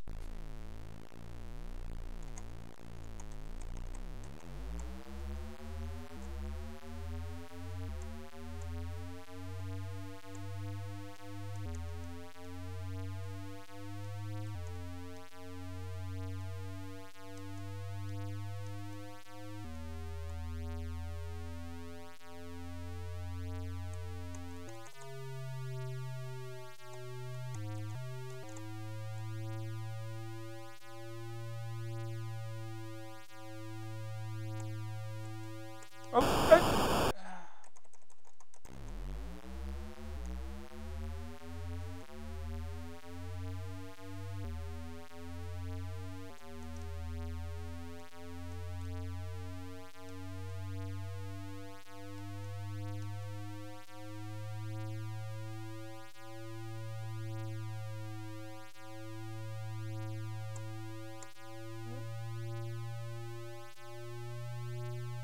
One lap.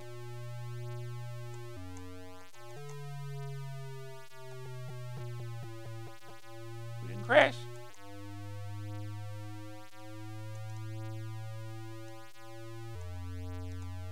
Oh.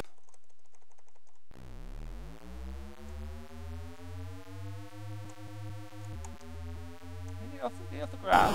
Oh, that's not fair. Oh, back to 20th again.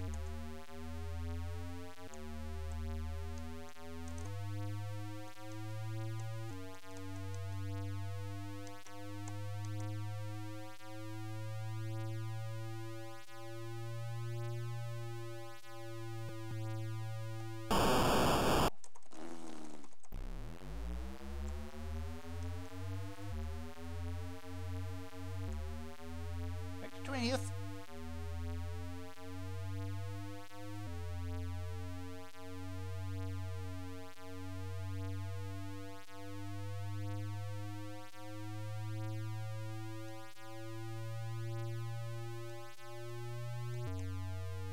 Oh!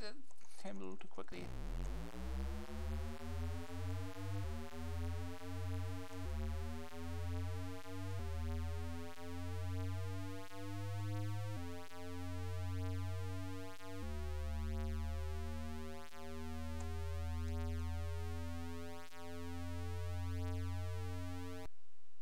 That wasn't in 50 seconds.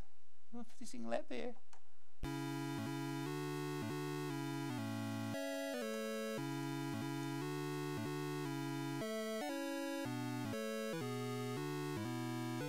Let's try a practice lap without any. See how far we get here.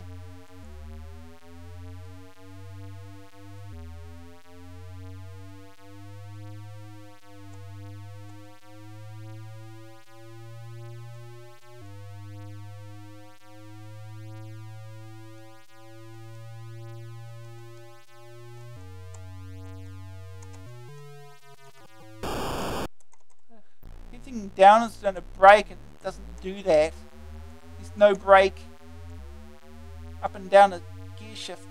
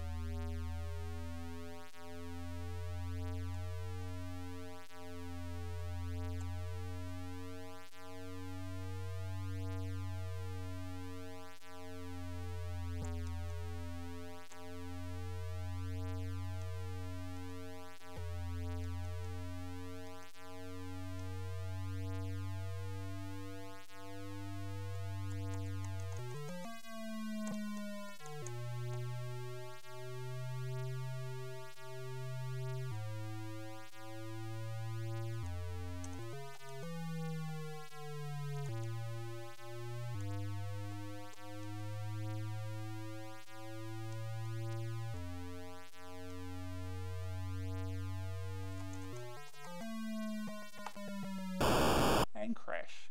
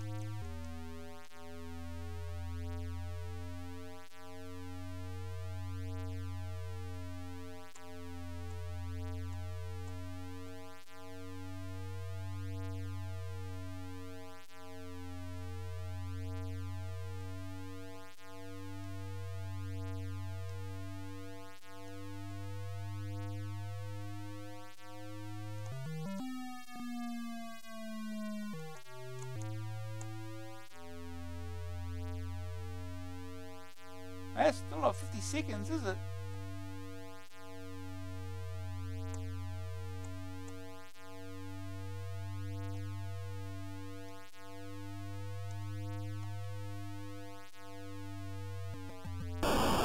Yeah, we've got to slow down there, that's for sure.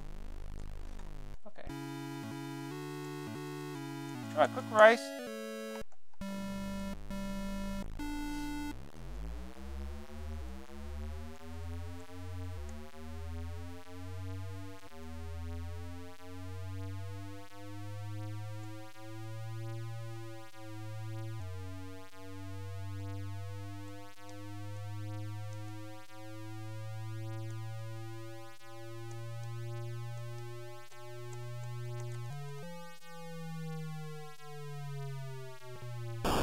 Oh!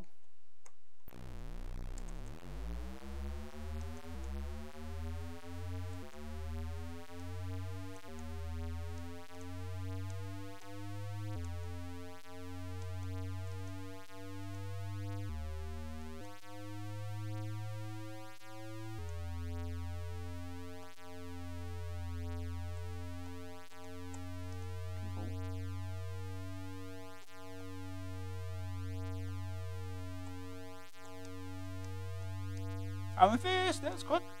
Passed them all quickly.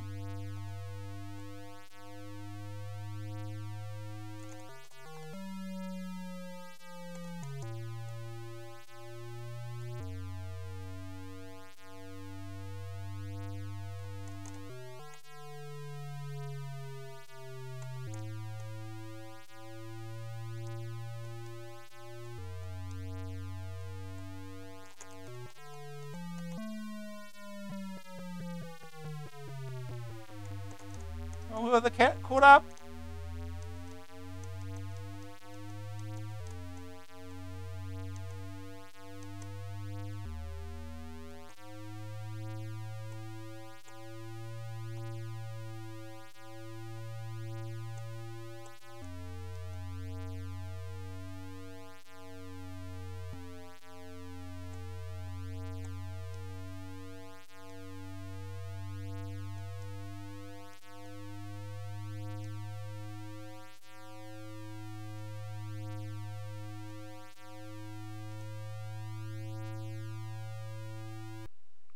Win! That we got 59 seconds. Still not 50, whatever. Let's try a different track. Italy, Daytona, Brands Hatch, Donington, Paul Ricard, Sweden, Daytona. Donington looks nice and easy. We'll go with that, shall we?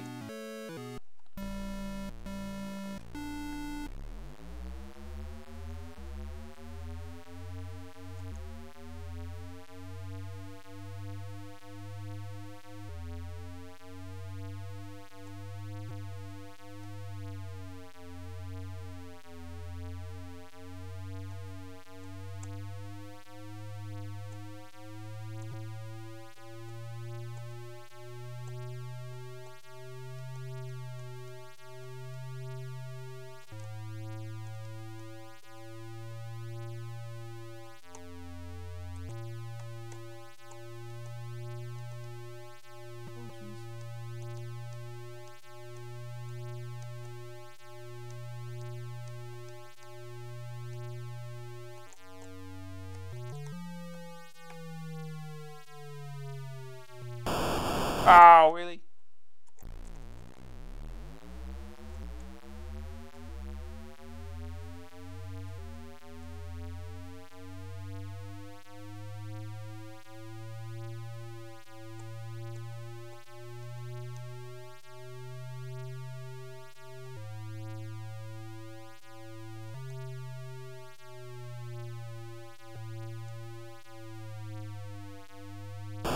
Oh.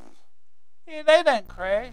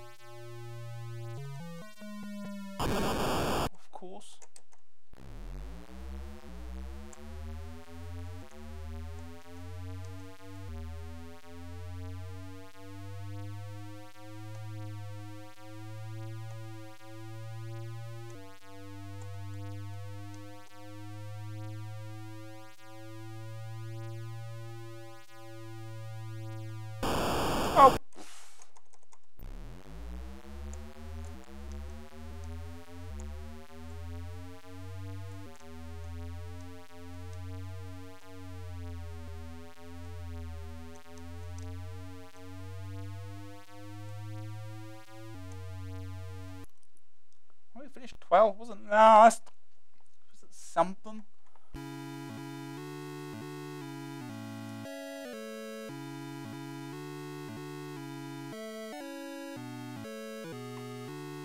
Yeah.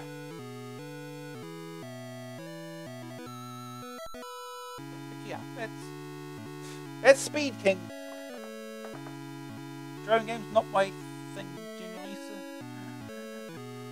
anyway. We'll move on to the next game. There's one left.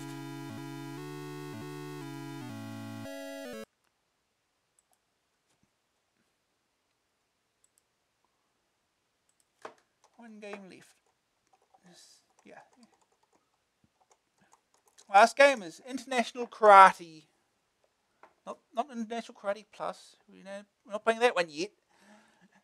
But we have International Karate, Endurance Games, $7.95 cassette, $12.95 disc, joystick or keys. The software house is aptly named in this case. Not only have we had to endure months of wait for the game, but now we have to endure two men beating the tar out of each other on screen again. To say that the combat game motif has been overdone a little, it would be an understatement. And I, for one, am fed up with the back teeth of them, particularly when, like this one, they have nothing new to offer. Street Fighter has not even been released at this point.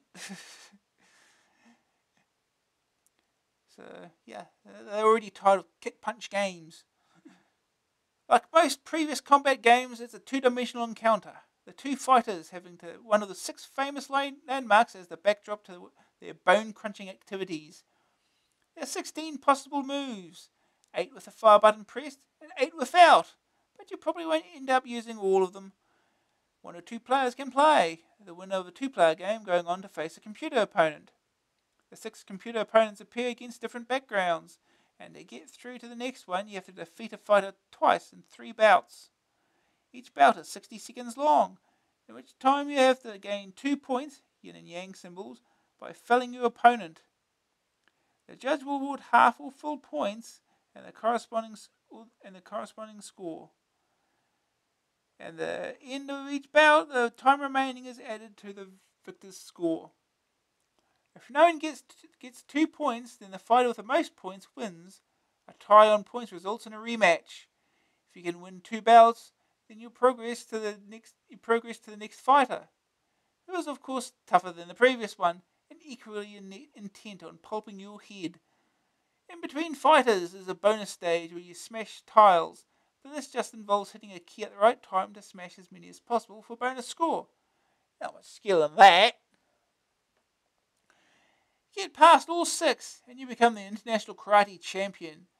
But it's more likely that you'll end up with your face in the dirt with multiple fractures all over your body. The computer fighters are fast. If they decide to perform a killer of a move, there's not a lot you can do about it. They're impossible to anticipate and you'll need superhuman reflexes to respond to the attacks. That means the only way to beat one is to devise your own game plan and stick to it, hoping that you're quick enough and get in the right place to finish them off. The best way is to get familiar with a few moves that you can use automatically for defense and attack, and stick to those. Trying to use all 16 is bound to end in disaster. The animation is good, although everything happens so fast you won't have time to see much. The landmarks are drawn alright, and you have nothing to do with the game. The gameplay itself is just like Fist or Psy Combat, only quite a bit faster. The computer opponents are beatable, but it's incredibly frustrating to have them zip an attack that you hardly have time to see, never mind do anything about. Your feet. There's nothing new here, so it's only really of interest to a newcomer to combat games, but they'll find this one tough. Or a combat addict looking for a very tough game. Potutskin feet. Second opinion. Finally, something new in the world of combat games. Pretty bits of scenery in the background. What do you mean it's boring? Okay, so the gameplay is like every other combat game you've ever seen, only not quite so good. Fair enough, the graphics of the fighters are small and overlap confusingly. But at least they beat each other senseless in front of some great backdrops, and that's what counts. I sense sarcasm. Good news! Good backgrounds and animation. 6 very tough opponents. Nice soundtrack accompanies the fighting. Bad news. How unoriginal can you get? Again, this is before Street Fighter exists. How computer opponents are just too fast and diddly at times. You'll probably end up smashing the desk in two in frustration. Green screen view. Can get a bit confusing trying to work out which one your fighter is, but this only adds interest to the gameplay. Graphics 62, Sonics 78, grab factor 54, staying power 52, overall ratings 53%. So it's average.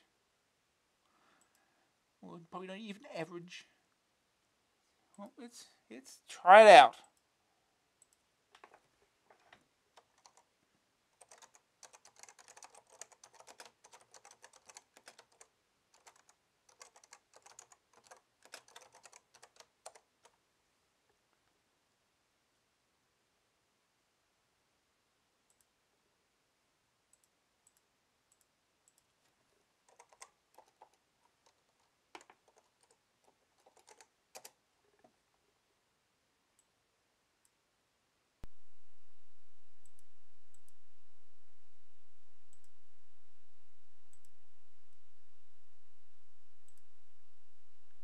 Okay.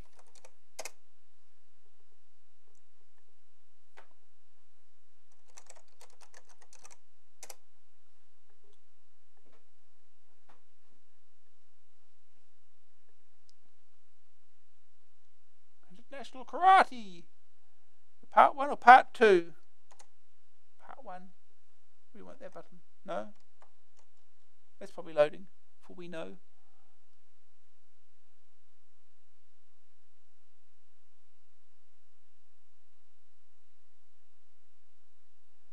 Ah.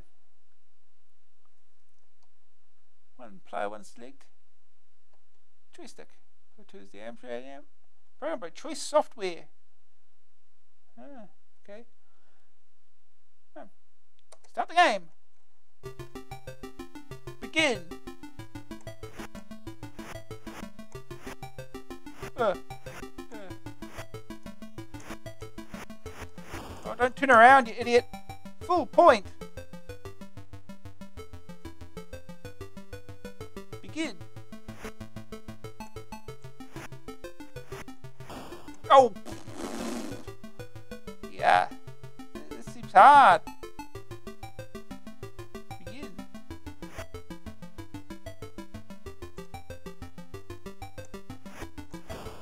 Oh. Half point.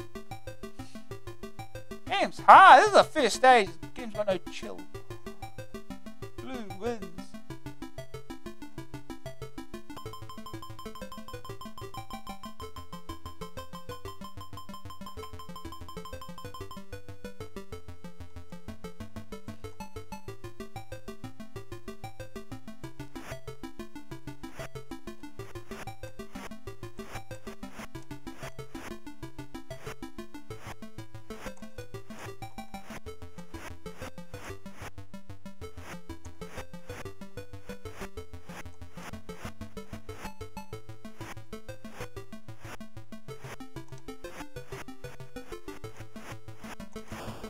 Ow, my foot.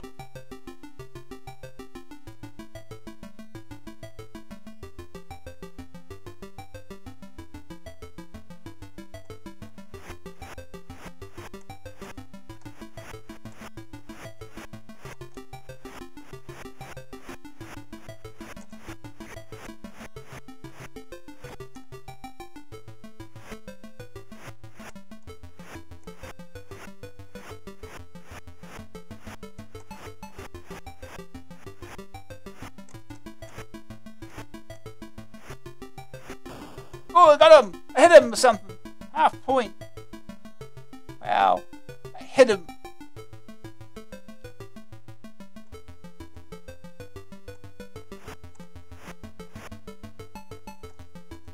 Stop.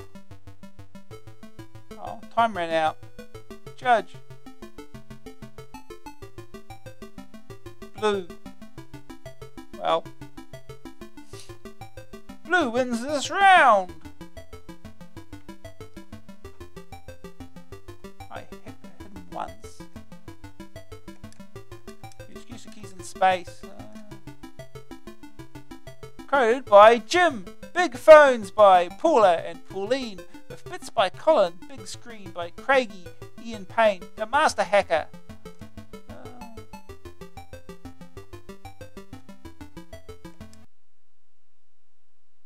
Try again.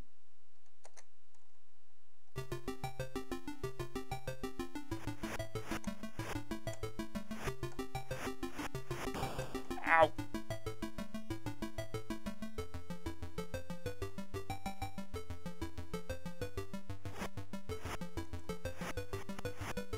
Way! Hit him! Half point! Pretty good.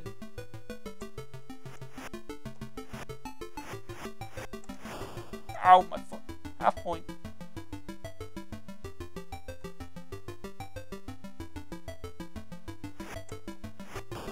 Oh, got him. Half point.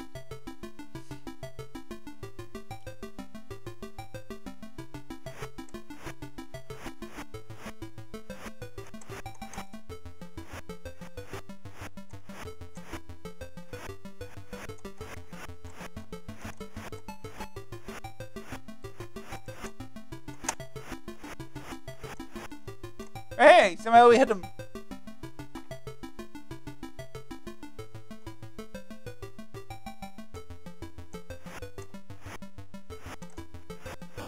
Oh, dang it.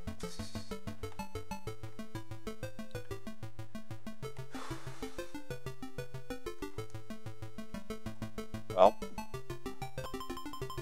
making progress. We hit him a couple of times.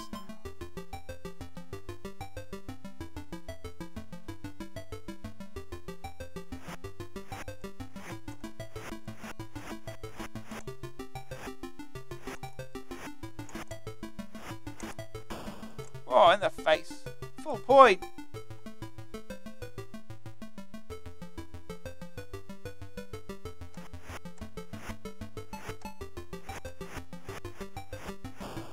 In the face. There we go. Full point. Black. Yay. Just gotta do it again. That's all.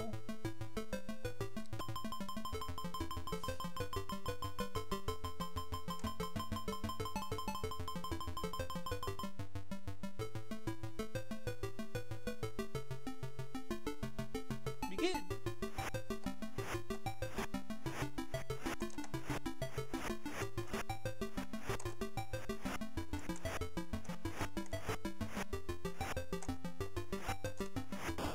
Oh.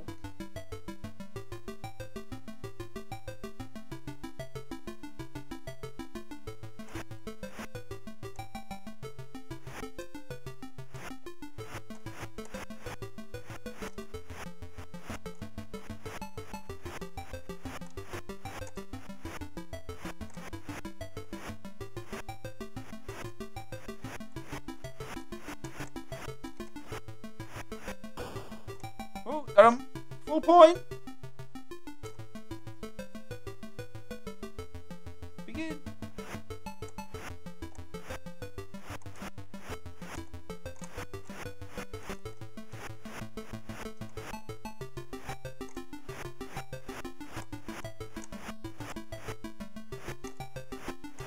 So just spamming moves and see if something hits. Half point. Oh, almost there. Last 8 seconds. Got him. Oh. 1.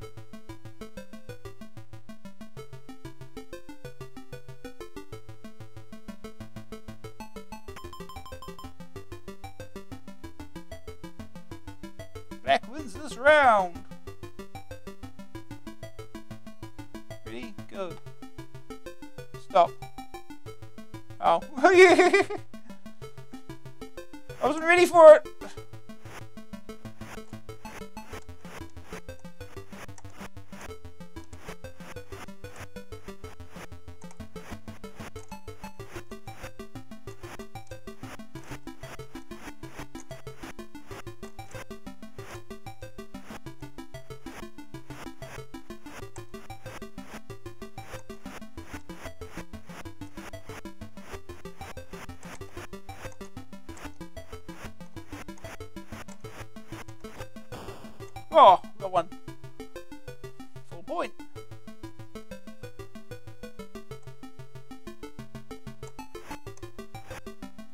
sure this is just like how actual karate tournaments look, right?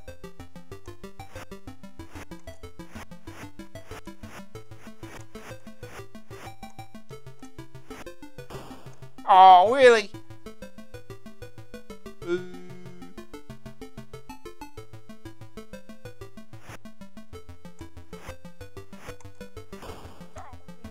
Ow.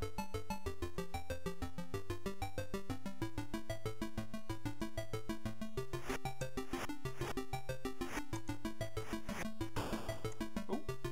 Full point! Hey, we won!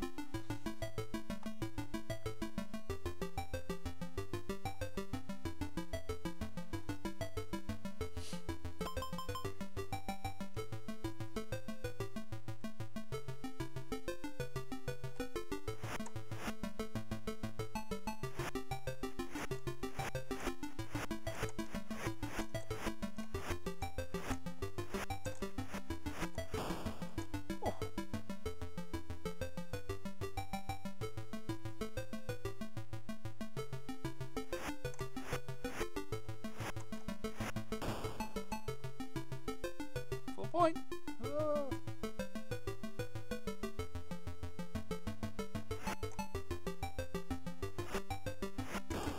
Ooh, half point.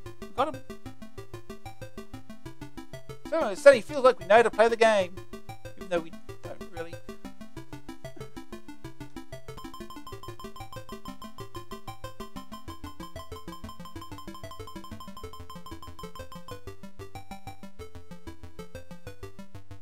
Black wins this round. Ready, go. Ow, he does it with his head. Ow. Are you supposed to know what the correct timing is? Oh, we're in New York.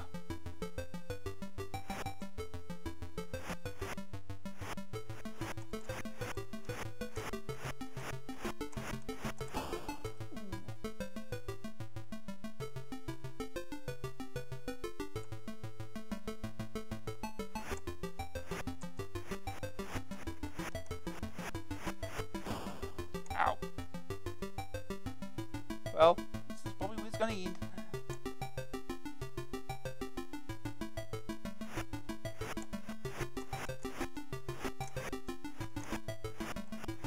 Oh, half point.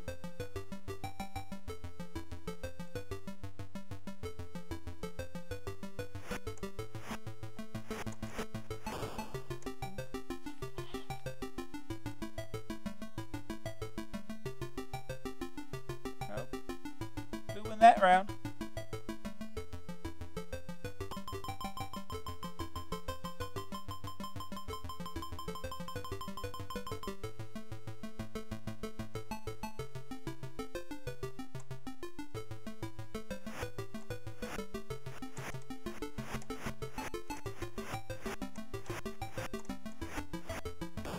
Oh, really?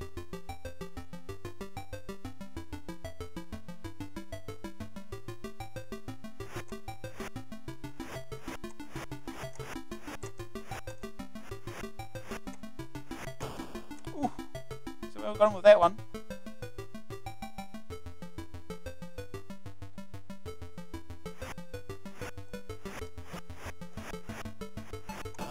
Oh, somehow that worked.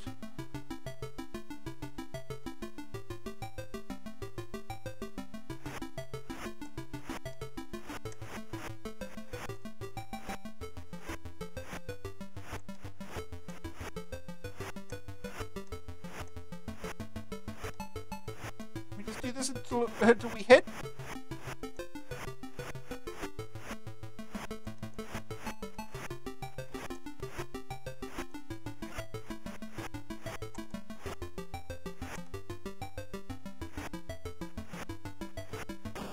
Oh! Can we survive 11 seconds? Oh, guess not. No. The answer is no.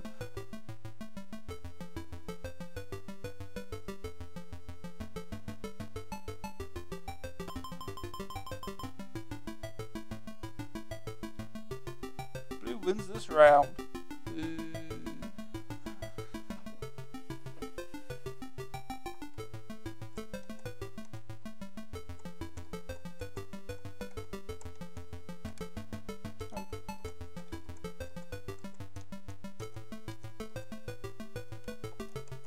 can't go back, huh?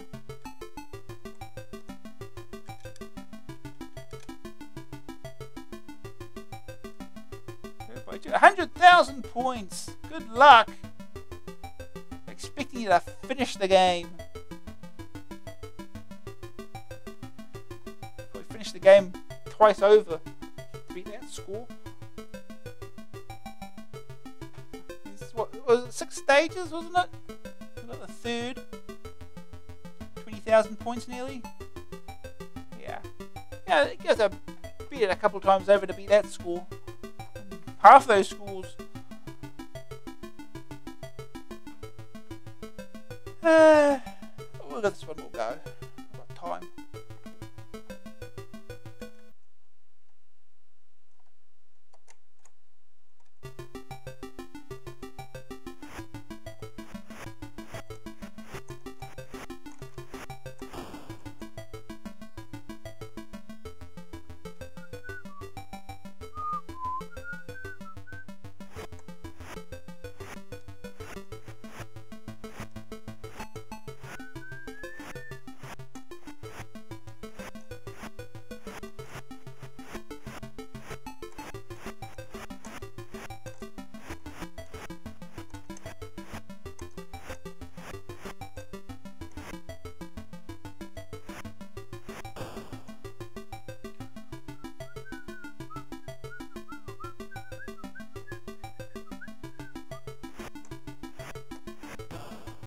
Oh, got him.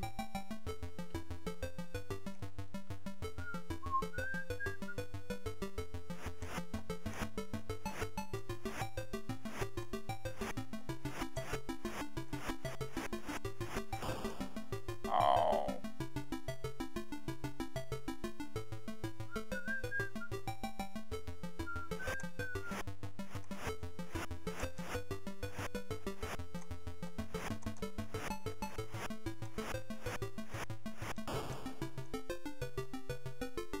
Ow.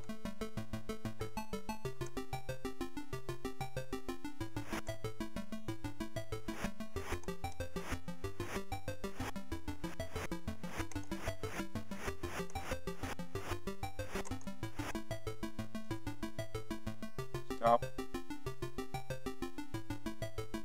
Judge. Again? Oh. No judging, in other words.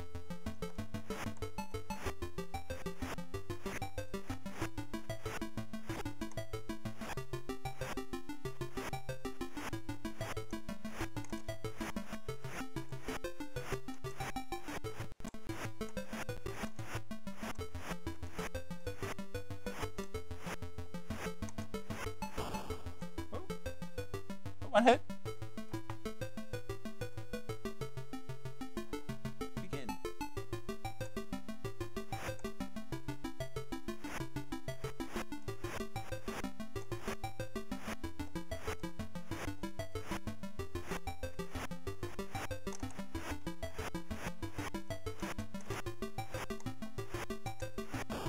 Oh. Damn it.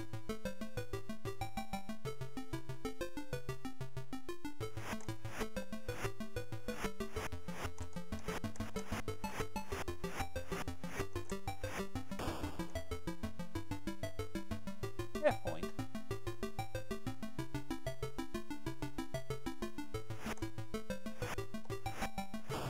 Oh.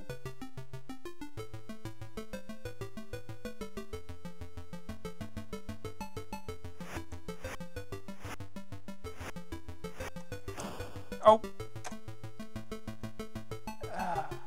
6 seconds to make a hit.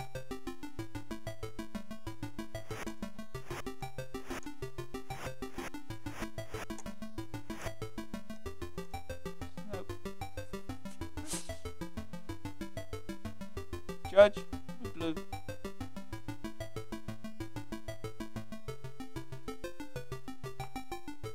This was before Karate Champ. I think so. Karate Champ was 985. There's certainly were games like this before this season as well. So. Ooh, got him. very much like Way of Exploding Fist, and that was definitely at least 1985.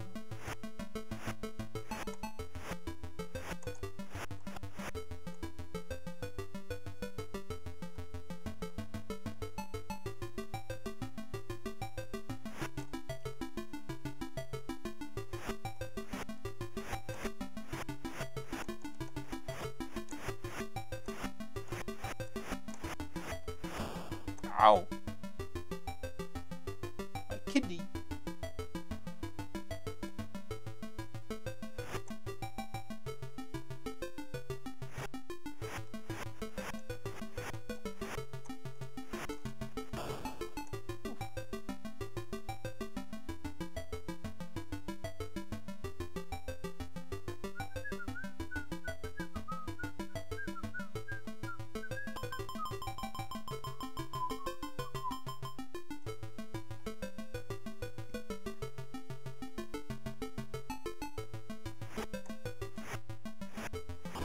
Oh.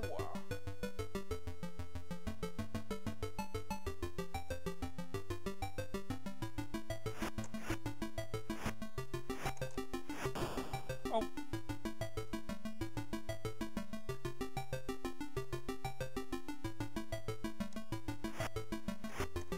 Okay, that is it.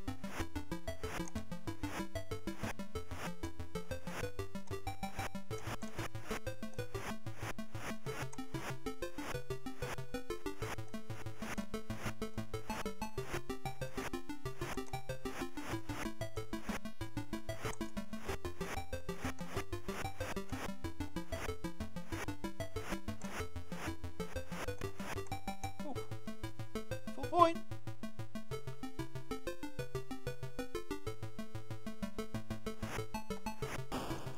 Oh, got him.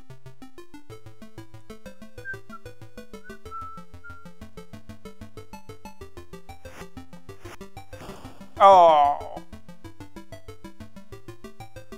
Well, done to this one.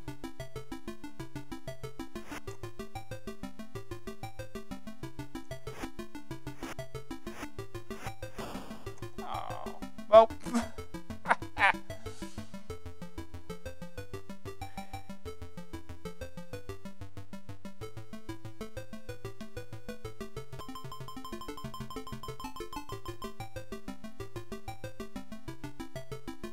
Blue wins this round. Seems to be a lot of hard to hit anything really. Really just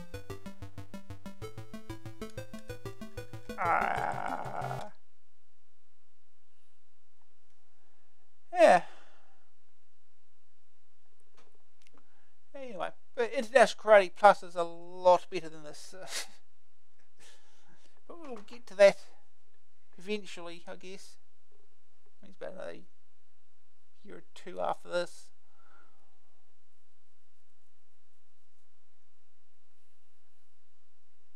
Let's get back to the magazine. That's the last. That's the last review, I think. So, got the adventure column next. Not playing the adventure games generally.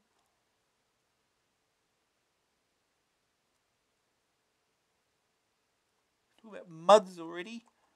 Multi-user dungeon.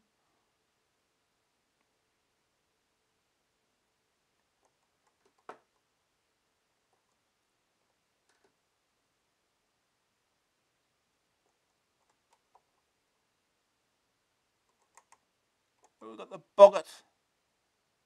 Followers of the straight and narrow. That's not how you spell straight, not in that context. Well, they've already made the acquaintance of Robin of Sherlock, and probably even Lord of the Rings. Two dainty little comedies from the pens of Delta 4.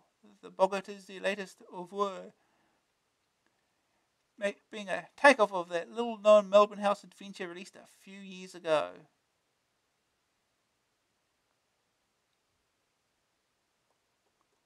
Yeah. Atmosphere 81%, interaction 72%, challenge 78%, overall rating is 80% for the Boggart.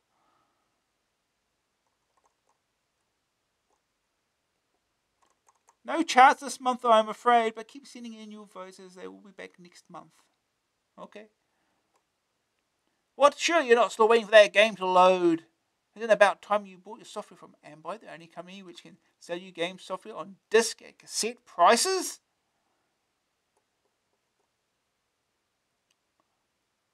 From the list below, you pick the games you want, we put them on disc. Easy, isn't it? We call them custom compilations. The advantages are clear. You benefit from the loading speed that disc games offer, so you get more out of your software, but you don't pay any more than if you're buying the games on tape. Not only that, many of the games we offer won't be available on disc. Where else would you buy a Mastertronic game for £1.99 on disc if it isn't from Ambyte?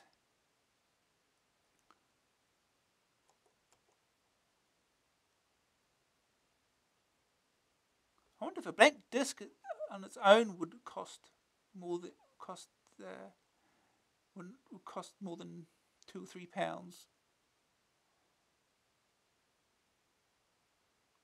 I'm not sure how this works. Certainly not for budget games. Oh no. Go. Talk to Max Headroom. This month's lengthy listing is a bit different from anything we've ever printed before. It's unusual, witty, and has no practical use whatsoever. Okay, so that last bit stands a lot. Most of the listings we print. The program's called GIGO, which stands for that well-known computer saying, garbage in, garbage out. The name's very apt, though you may have to use the program for a while to see why. Author is 15-year-old John Ablett. He's 15 years old. An O-level pupil at Horbury School, Wakefield, West Yorkshire. This program has already proved to be extremely popular with the computer studies group at school, he writes. Yeah. This program, I never typed it in, but I didn't get the magazine. I wasn't getting the magazine at this point, but they appeared on it was on the cover tape of issue 16, which is the first one I did get. So I actually had a bit of fun with this. It's like talking to Max Headroom. Not that it makes a lot of sense. It probably doesn't make much difference. Eesh, yeah, lusting.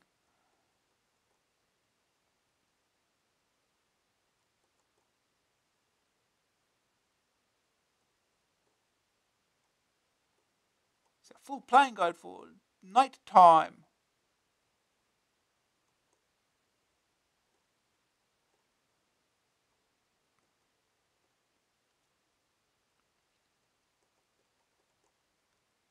Characters, you list the characters in your counter and what they carry.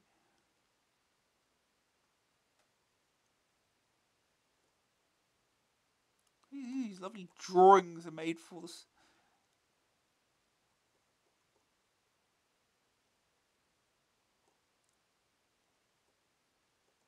Ooh, Jack the Nipper. This has been useful when I was playing this before, trying to finish it without cheating. Use the flower killer from I Bloom Here. Then use fertilizer from the graveyard.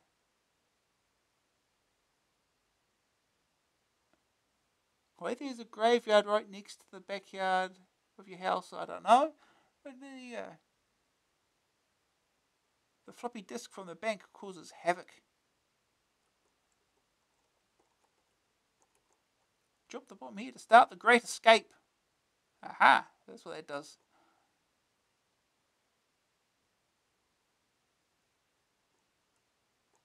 An Amstrad Action map based on the original map by Chris Mason and Gary Smith. I love scaredy cats. I always have a smash. Just look what I can do, and I always have a smashing time. I'm a monster maker. Bet you can't stop me freeing prisoners. Fuck titties, they must think I'm a baby.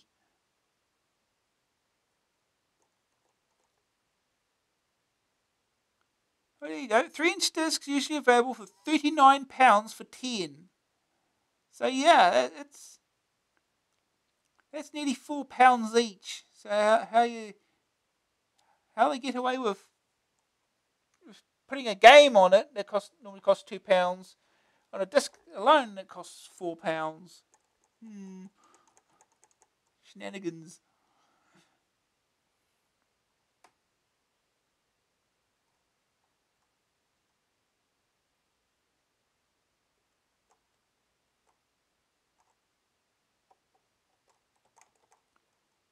Taking Tiger Mountain, the odds are against you. I've seen this before. Nexor, the countdown has begun. One man stands alone to defend the ultimate weapon, Nemesis, from the Andromedan robot forces. He has escaped with the Nemesis intact. We'll start the countdown to self-destruct. Time is running out. Every second counts. He looks a little worried. Games at the speed of light. Light Force is for vengeance. Light Force is the punishment arm of Galactic Fighter Command. When a Terran-settled system at the edge of the galaxy is seized by an alien force, revenge comes in the form of a lone Light Force fighter.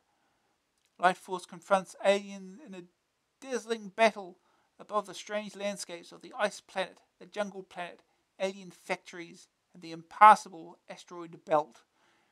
Light Force at the speed of light from FTL. Shockwave Riders are the pick of the street gangs, athletic, aggressive, and arrogant, as they cruise along triple-speed moving walkways that circle the great megacities of the 21st century. The ultimate aim of every rider is to go full circle. To do that, he must fight off the block boys, the cops, and the vigilantes, as well as negotiating the speed traps and rider ramps erected by the angry local residents. Shockwave Rider is the most original arcade game of the year, the ultimate future shock. FTL, faster than light. Light Force available September 86, Shockwave Rider available October 86. Spectrum 795, Amstrad and Commodore 895. More cheats. Careful, the poke actually alters your $15. This poke actually alters your £15 disc game. It contains error traps where possible and should not cause problems if used carefully. But we cannot take any responsibility if you should corrupt your disc. Oh, alters the disc. Ooh.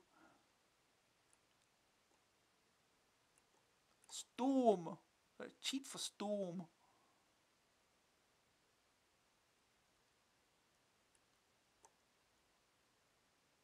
V.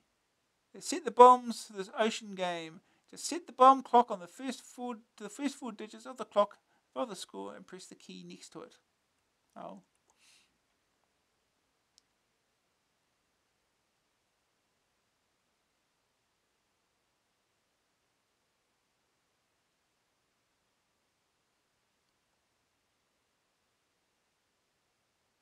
We've got challenges. You challenge people to make pokes for thrust to bounce off walls unharmed. That'd be handy. A playing guide to Star Strike 2. A map of Golden Path. What game is that? A poke for robot immunity in an impossible mission. A poke allowing you to start on any level of stainless steel. Try beating our Amdrum. A digital drum system for the Amstrad. £34.95.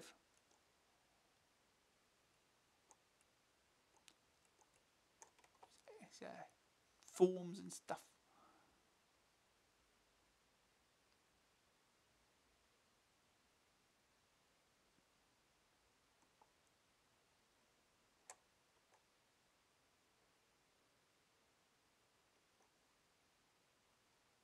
Here's a map of Storm sideways.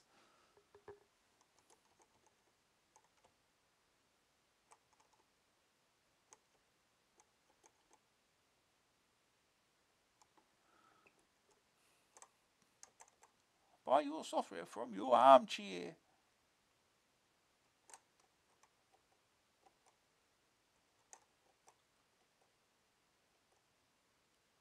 Here, Conic Speed Gang.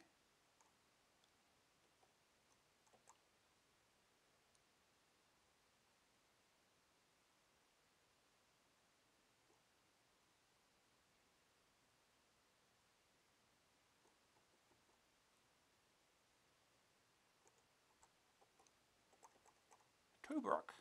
Free demo tape offer. See below for full details. Here's main map. Tank driving. Tank attack. Town attack. To receive your free demonstration tape of this game and a catalogue of our other products, send a self-addressed envelope at least 11 centimeters by 22 centimeters with a 17p stamp. It's not free then, is it? You have to pay for postage. Tobruk Demo, Department A, PSS, 452 Stony Stanton Road, Coventry. Offer only available while stocks last. A colour TV for £78. Fact, not fiction, thanks to Screen Engineers. Amstrad colour monitor owners can have a top quality colour TV facility through the Screen Vision TV and video adapter. Tuner. See the amazing Screen Vision that screens today. £78.22.